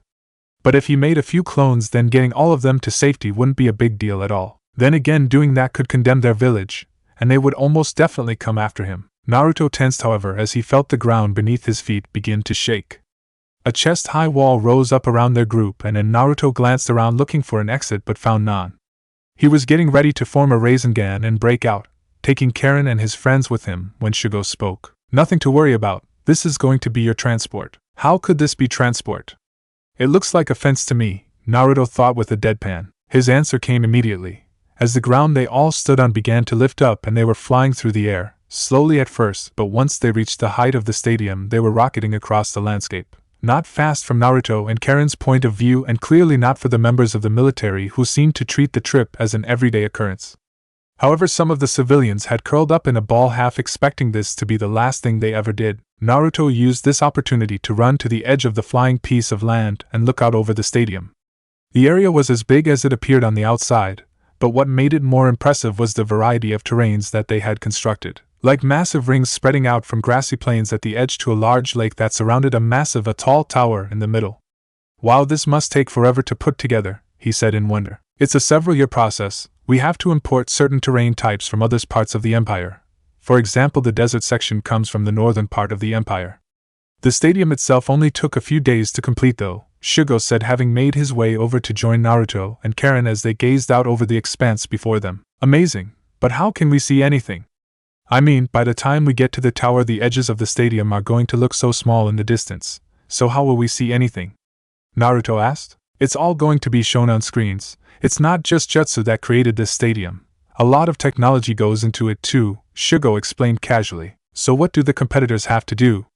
Karin asked. The placement trials are divided into 3 parts. In the first section, the teams will be divided into pairs. One member of each team is going to be given to the other, and it's the role of the other team to extract a password out of the other team's captive, Shugo explained. Both Naruto and Karin had some idea of what that meant and paled slightly. Teaching genin to torture was not something they usually did in the elemental nations, even if it was a useful tool for shinobi. What happens if a team doesn't get the information? Karin eventually asked. Well, then it depends on their teammate. If they don't surrender the information, then nothing happens, both teams go through. It is the same if both teams are able to extract the information. But if one team gets the password, and another doesn't, then the team that doesn't give anything away gets a large head start in the second task and the other team is eliminated, Shugo explained. Then why doesn't every team just give up their password instantly and go through? Naruto asked as if it was the most obvious thing in the world. Shugo chuckled at this simplistic view of proceedings. It really was an ideal way for everyone to move on to the next round. For one, they don't know all of the rules for one. And also, trust is not exactly commonplace in the Empire, Naruto. If you don't trust someone, you certainly wouldn't risk your career to give them a chance. Naruto could see his point. It was the same situation as the elemental nations before the war. The only difference was, they were all being controlled by the Uchiha clan. This distrust was instilled into them, the idea that only the powerful had the right to survive and you look out for yourself and that's it. He was able to push the resentment and anger he was feeling back and began to think about it from a more tactical angle. So teams need to balance their skills. There is no point sending your best interrogator to the other team because it would make it harder to get the information. Then again, at the same time, as long as you don't give up any information, you still progress to the next stage. Ideally, you would have someone who is a very good interrogator and another that can withstand any punishment. Very good, Naruto. That's what the judges are looking for. Most of the top teams are very balanced, and are not put up against each other anyway. The whole thing is unbalanced. I could tell that when I went through the trials, Shugo said with a mirthless laugh. Really, what was your role? Karin asked curiously. I was the interrogator. Tetsu got the rough end of the stick though. He was a captive. Apparently he never made a sound. That W.Y. Gahara-sama picked him for her Black Ops squad. She likes things that don't break easily. The Uchiha chuckled at what must have been an inside joke because either Naruto or Karin understood it at all. So did you guys win? Naruto queried. Shugo shook his head. No, that honor went to one of my cousins. He wiped the floor with our entire team by himself. Naruto let out a low whistle, clearly impressed. So this guy must be pretty strong now then. Only if dead people still have any strength, Shugo said sarcastically. He waited a moment before continuing. He was considered a prodigy. People were whispering that he would be strong enough to become the next emperor, and the poor idiot believed them. He wanted to prove that he was the best, so he challenged the crown prince, first in line to the throne for his position. What, you can do that? Naruto questioned in shock. Yes, only the most powerful may rule, so if you beat the strongest you take up their position. However, it didn't turn out that way.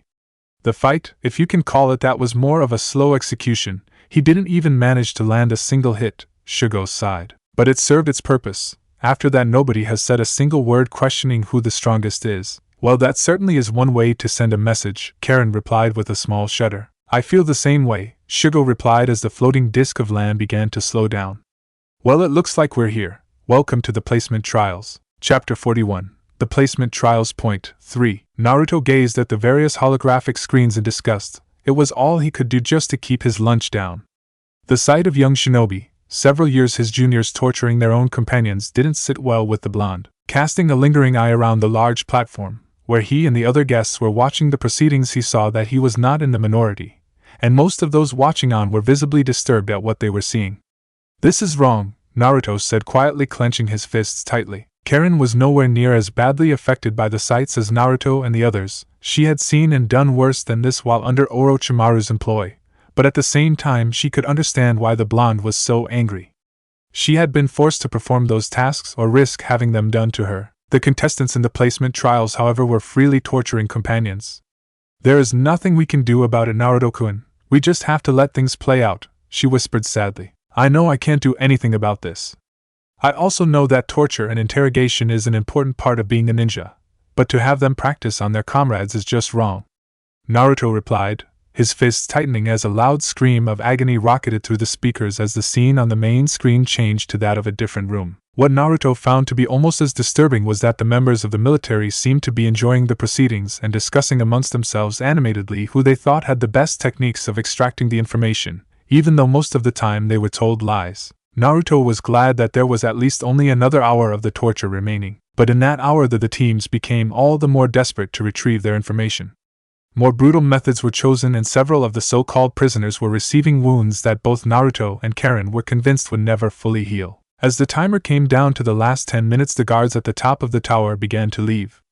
Naruto guessed they were heading to retrieve their teams as they finished. I'm surprised that so few of you have been sick because of the first task, Shugo said, making his presence known as he approached Naruto.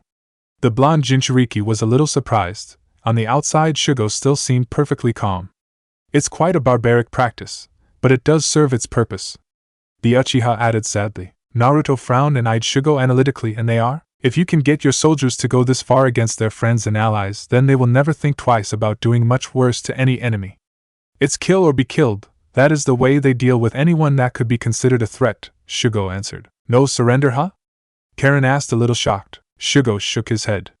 No, if the Empire lets someone live, then they're afraid that their message will spread. A man is easy to kill, an idea, not so much, but that would mean they kill everyone they even consider could become a threat, Naruto said, a little stunned. That's right. The Shodai did let a few relatives of his enemies live. He humiliated them as example to anyone who would stand against the Empire. But the current emperor is less willing to take even the slightest risk, the Uchiha explained. Still, isn't that just a little extreme? Naruto asked. I agree. If you ask me, it's because, even for all the emperor's power, he is still nothing but a coward. He fears the people because they are oppressed. Eventually someone will say something against him, and because of that fear, he will kill anyone who even thinks about it, Shugo answered honestly. But you seem to get away with it, Karin pointed out. Well, I'm a bit of a special case. I'm a member of the royal family, so I have certain liberties that are not awarded to others, Shugo answered slowly. He was about to continue when a loud buzzer signaled the end of the first task. Ah man, I have to go get into position for the next round. It was nice to meet you, Naruto, Karin. He sighed, holding a hand out which Naruto took and shook it. A frown passed Naruto's features as he felt an object pass from Shugo's palm to his. What the? Don't react. I can't tell you much now, but open that scroll when the second task starts, the dark-haired man whispered urgently. Naruto didn't argue and gave a quick nod to signal he understood before Shugo disappeared via a shunshin. What was that about? Karin asked. I think something is going down. Keep your guard up, Naruto replied softly. Oh Kami, don't let this be a trap. But everything seems to fit. The people here have higher than average chakra levels for civilians. Some are even as high as low-level chunin. It certainly puts Shugo's lecture about kill or be killed into a new light. I think you're right. Look, there are absolutely no guards on this platform anymore, Karin agreed, his voice shaking ever so slightly. Do you think we should get off the tower then? We're sitting ducks up here. If we were attacked by some high-powered jutsu, I would probably need to use my Biju cloak just to save us, Naruto replied. He didn't want to draw attention to himself, but if it was a question of keeping himself and Karin alive, then he didn't care. Maybe we should, Karin said with a short nod. If she was being honest, she was scared. Yes, she had improved greatly over the past few months training with Naruto, but that didn't mean she was ready to take on what she could only assume was an army of highly trained shinobi. Naruto gripped her hand and the pair began to move towards the edge of the tower. However, before they made it to the end, the whole platform began to descend quickly, falling all the way until the tower was no more. Naruto and the others now stood in a large clearing, surrounded by dense forest. Welcome to the start of the second trial. Naruto and the others looked up into the sky where there was a large projection of Gaara with a subtle smile on her face. This year's trial will be a little different. While the main goal of defeating another team and stealing the item they have been given to protect, before making to their assigned exit is the same. We have in play this year a bonus round, where teams can earn large sums of money and of course, impress the judges. The sky filled with a projection of the group of civilians that had been on the tower, and a list of names followed by a value was shown at the side. What's going on? A woman in her late 20s asked, her voice shaking. Looks like we have become part of this sick game, a man around the same age said, his voice weak with defeat. Each target has a different value on their heads. If you kill one of the targets, you earn that amount. Gaara explained while fear and panic was starting to settle in with the unwilling contestants. There is one target, however, that is to be captured alive. She added as a large picture of Naruto filled the holographic screens around the arena. His capture will grant the team that retrieves him the choice of what division in the Empire that they join. Now I will, of course, not put our poor civilians in a no-win situation. If they capture the main target and bring him to any of the exits before they are killed, then they can have their freedom. Enjoy, Gaara said with a grin before a loud buzzer signaled the start of the second task. Well, this isn't good, Naruto mumbled as the pained and desperate eyes of the civilians turned his way. Karin, Tenji and Rei made their way to surround and guard Naruto from any possible preemptive strike from the other sacrificial lambs. Don't even think about touching him, she barked threateningly, yet it did nothing to change the look in the civilians' now angry eyes. Even if you do capture him, do you really think you can make it to an exit without running into the enemy? Besides, they won't keep their word anyway. As far as they are concerned, we are all as good as dead anyway. How do you know? An angry man in the crowd yelled. I guess I don't, Karin sighed. But look at what they do to their own people. They gain nothing by letting you go. Naruto meanwhile opened the scroll that Shugo had given him. He was used to harsh gazes and killing intent sent his way. The scroll contained a large map of the arena with several places marked as places well hidden, easily defended, or potential camps. At the bottom there was a hastily written letter on a separate torn piece of paper. You probably know at this point, but this exam is a trap set up to be your public execution. We know you have the ability to manipulate chakra, and are hoping to kill you before you become a threat. I can help you, but you will need to make it to the exit my comrades and I are stationed. Head to the southern border. We control the southernmost 3 exits. If you arrive at any other, we have been given orders to kill you all on sight. Shugo Uchiha. If you don't believe Karin-chan, then read this. It should be enough to convince you that it was all a trap and they have intention of letting any of us live, Naruto said flatly. The truth was he was trying to contain his anger, but if he reacted now he would lose a potential element of surprise. He's right, the guards are under orders to kill us as soon as they see us, a man said loudly enough that the rest of the group could hear. But why? What did we do wrong? A woman asked, her voice breaking from fear. Everyone here has a large chakra level, well, large for civilians anyway. They see that as a possible threat to the Empire, and all threats need to be eliminated. Naruto answered. Then what are we going to do? We're as good as dead already, left to be killed for sport, an older man probably in his late 30s with dark hair that was just starting to gray at the edges said while collapsing onto his knees. It's not over yet, Tenji said urgently. As long as you're still alive then there is hope. We need to head south just like the letter said. It's not that simple. A large group is going to be easy to track. It's also slower moving as one group, Rei replied. We can't just abandon them, Rei. Shugo is interested in saving Naruto, so he is the key in all of this. He's also strong. He can keep us safe, Tenji said urgently. Keep us safe? They are members of the military. Even if they are just recruits, a single one would be able to kill us all. A woman bellowed. I doubt it, Karin scoffed. Genin-level shinobi are no match for Naruto-kun and myself. Still, with that said, I wouldn't want to run into more of them than we have to, she said confidently. Picking up a stick from the ground, Karin began to draw a rough copy of the map. In the dirt. This is us in the center, she said, pointing at a small circle. We need to get to one of these 3 exits here, and we have about 50 miles in between. Then we have a team of recruits at each entrance that are probably making their way here now as we speak, Rei pointed out. Karin nodded. Exactly, so if they all move straight for this location then we will have no chance to escape. In fact, the longer we wait the smaller the gap between groups of the enemy will become. If we move as one big group or not is irrelevant at this point. All that matters is we make a move south as soon as possible. We also have one more thing that will work to our advantage, Naruto said calmly. What's that? Rei asked, struggling to see how any of this could be seen as advantageous. Each team is competing against each other. They need to defeat another team as well as target us. We are just a bonus that they think poses no threat. They will fight each other in order to have a better chance of passing their exam, Naruto reasoned. That's a good point, but not something we can bargain on. Either way, I say we get moving south as quickly as possible. At walking speed it will take a few days to make it there, Karin said, knowing that she and Naruto could probably cross the distance in no time at all if they wanted to. A genin would probably need about 6 hours to cross this distance, and we have already wasted close to 10 minutes arguing about our next move. As an unorganized group, the civilians all began heading south. Nobody seemed to be interested in really forming a group or having anyone as their leader. Naruto guessed they really didn't see any point in it. Many of them had already seemingly given up hope. Regardless, Naruto and the group from their village stayed close together, and so did a few others who seemed to have a little more faith in their plan. The traveling was difficult, having to travel with people who couldn't use chakra. Even the experienced jungle travelers like Tenji and Rei found moving around in the dense jungle designed to be a challenge to aspiring shinobi. How much more of this jungle is there?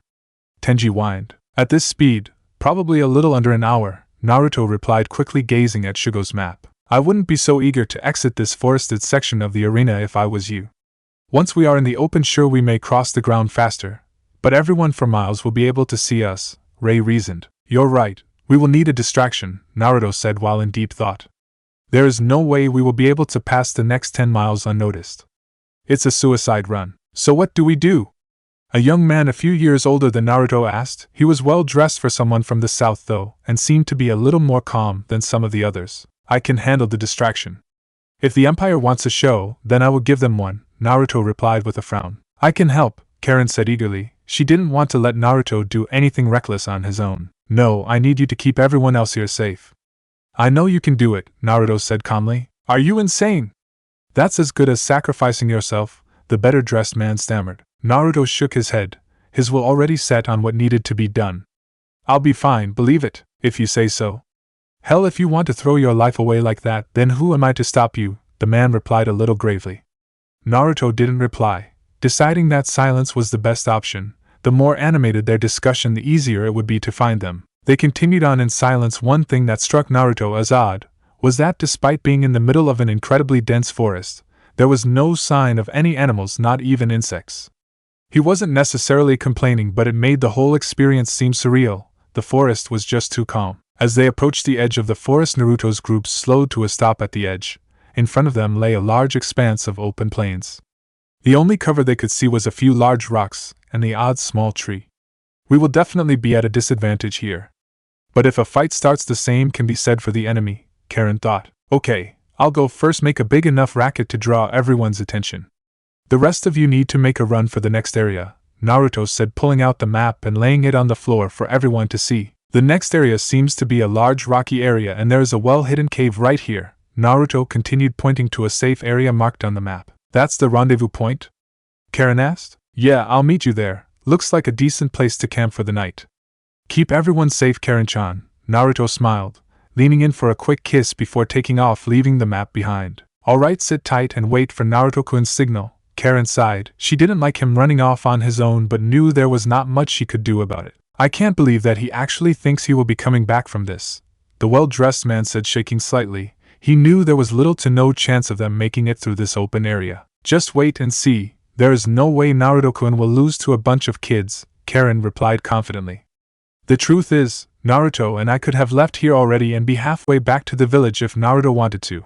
I guess he doesn't want to abandon the people who are believing in him. Naruto stepped out onto the field and cast an eye to either side, relieved to see that so far no other group of the civilians had made it to this area. So how should we do this? He thought calmly as he strolled out into the open. Well, you could go all out, summon me, and we could blow this whole stadium to hell? Kurama replied. Let's save that as a plan B, Naruto chuckled in response. Well, you're no fun, the QB huffed. In that case, find a high point and spike your chakra. It should give everyone a good show. I guess that would work, but there might be teams without a sensor. I was thinking a little more along the lines of something that would make a lot of noise. That way we can get everyone's attention that could see, hear or feel my presence. It will give the others the best chance to slip by unnoticed. Naruto replied with a grin, still moving very quickly across the field until he was sure that he had moved to about halfway. It will feel good not having to hide my chakra for once. It's been a real pain ever since we have been here, he said out loud when he finally came to a stop and climbed on top of a large boulder and took a seat cross-legged. The process of entering Sage Mode only took a few seconds now for Naruto, and he relished the peace and tranquility it brought to be one with nature as the natural chakra began to flow into and out of his body. Well, if you want to get everyone's attention, then this certainly is the way to go. Kurama laughed as his chakra flooded the area and a clone appeared by his side. Karin's eyes shot wide as she felt Naruto's chakra spike. She was in awe at just how much chakra the blonde Uzumaki possessed, but she could also feel the slight traces of his Sage Mode, even without using her unique sensory ability. Then suddenly the silence was broken by a massive bell-like screech. Almost instantly the large monitors floating in the sky all changed to show Naruto standing with a Raisin Shuriken held above his head. What the hell is that? Tenji asked in shock. Karin didn't really know how to answer. This wasn't a jutsu that Naruto would use haphazardly. It appeared as though Naruto noticed the screens had all locked onto his position as well and allowed a confident yet somewhat feral grin to appear on his face. You want to fight? They heard his voice magnified through the same monitors, as if broadcasting his defiance to the entire empire, telling the world that he would not go down easily. Then come and get me! He roared. Is that our sign to move? Rei asked, absolutely stunned by the show of power. For the first time she was actually thinking that maybe, just maybe, Naruto could get them out of this. Up in the main spectators box, Gahara had a hungry look in her eyes. She had never seen such an amazing jutsu before. Gahara-sama, what is the meaning of this? You told me that everyone here was untrained civilians from the southern villages. What is going on here? A tall man with graying-orange hair and a large dark green robe said angrily. They are. This boy must be special indeed. Oh, this is fun, isn't it? Gahara replied, a mad glint in her eye as she enthusiastically gushed over the prospect of seeing what would happen next. So what if this peasant can produce a decent futon jutsu? Jolie, Gahara's daughter, scoffed. If he has no training, then the recruits will take him down. It's only a matter of time. Besides, a jutsu with that much compressed chakra would be unstable and heavy. There's no way that it won't have any kickback. So you're saying it's a close-range attack? A large, bulky man in a long red robe asked, a little confused with what he was seeing. Of course it is. There is nobody who could possibly use a jutsu like that as a projectile, even if it does look like a demon shuriken, Jolie scoffed. Gahara, however, wasn't so sure. In fact, she was giddy with excitement. Oh, I want to see what beautiful destruction he will cause, she thought, willing for the first fight to start in earnest. Has any team noticed that man's presence yet? She asked, struggling to hide her impatience. Yes, it looks like 5 teams are en route to intercept our little troublemaker. First team will show up in under a minute, Tetsu said, his voice void of emotion. This is what you are capable of. No, this is just a show to draw people in. It's a trap. What are you talking about, Tetsu? Jolie said casually. You have to stop those teams from intercepting Naruto, they will be destroyed. You need to send in our advanced squads to deal with him at once, Tetsu replied urgently. What and end the games? The old man in green scoffed. Tetsu-kun, you may be my brother's son and will one day take over as the head of our clan, but you need to know your place. Besides, if we stop it now then we miss out on the show. Gahara laughed, her eagerness for a bloodbath there for all to see. Gahara was no fool, she had done the maths and knew that if a jutsu like that would hit someone there would be nothing left to find. She also was aware that if someone was willing to use something like that to draw attention to themselves they were confident, and had enough chakra to waste. You are going to sacrifice the recruits for sport? Tetsu asked, his voice weakening. Of course, what do you think these trials are? The world would be so very boring without a good fight, Gahara replied. So what do you think those tribal markings are around his eyes? I don't remember seeing them earlier on when we focused on him to give the contestants their main target. I don't know, perhaps it's a new Kekkei Genkai? The man in red mused. That might explain why he is able to use such a high-level jutsu.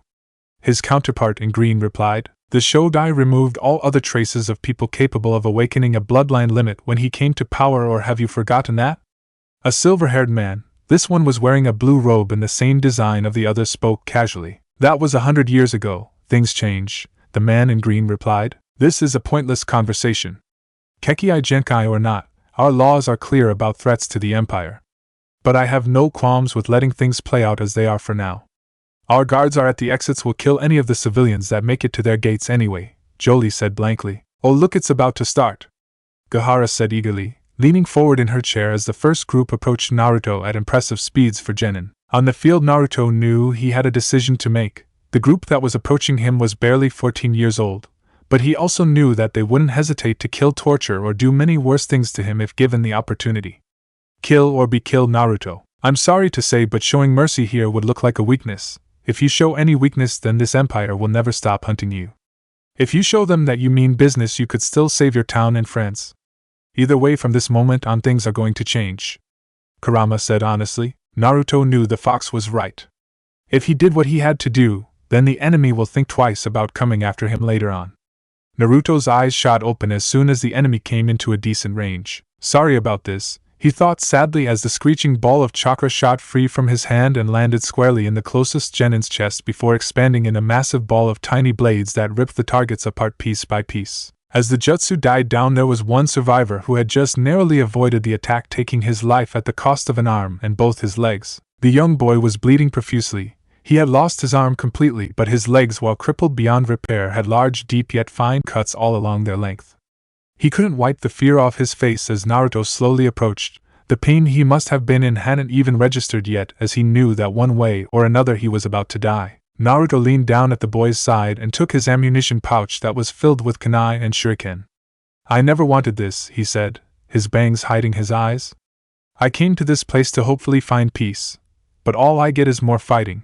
A world where a select few decide what someone is worth and give them no real hope of changing that. This is what Madara wanted for the elemental nations. It's wrong, and you had to suffer because of that. The boy couldn't reply. He had no idea what Naruto was talking about, but he did notice the blonde reach into the ammo pouch and draw out a kunai. Please, don't, he begged, knowing what was about to come. I don't want to, but either way you will be dead in a few minutes. You're losing too much blood. At least this way you won't suffer, Naruto replied. A tear fell from the young boy's eye, but he nodded once in acceptance before the cold steel cliched through his neck in a single swift motion. Naruto could feel himself be surrounded by several more teams as he stood up and flicked the blood off the offending blade. I can see why the prize for his capture is so damn good, a boy with black hair and dark eyes sneered, clearly unaffected by the death of his companions. This should be fun. He cheered, activating a Sharingan. Unfortunately for the young Uchiha, that was as far as he got. Blood started to pour from his mouth as a Rasengan was placed squarely in his chest, shredding his heart and lunges before tossing him away. The others had barely any time to register what was happening. Naruto effortlessly dismantled the Genin-level ninja without breaking a sweat. Once he had finished and tossed the last young body aside, Naruto glared up at the screen that broadcast what he had done all over the empire. You made me do this. I wanted a peaceful life, he yelled, unleashing the pain that killing the young shinobi had caused him. Karin and the others had watched what had happened in a stunned silence. Of course, Karin wasn't surprised with the outcome, and she agreed with his actions, but the speed and brutality in which he dismantled his opponents was something that she hadn't ever witnessed. "We need to move, come on. Naruto will deal with anyone who will come after us from here on out as we cross the plains," she ordered, making their group get up and run out of the tree line and into the open air. In the spectators' box there was a sense of bewilderment. A so-called civilian had just taken out 5 teams in an instant, and one even had a member of the royal family. The only spectator who seemed to be enjoying herself was Gaara, who licked her lips in anticipation of what she would see next.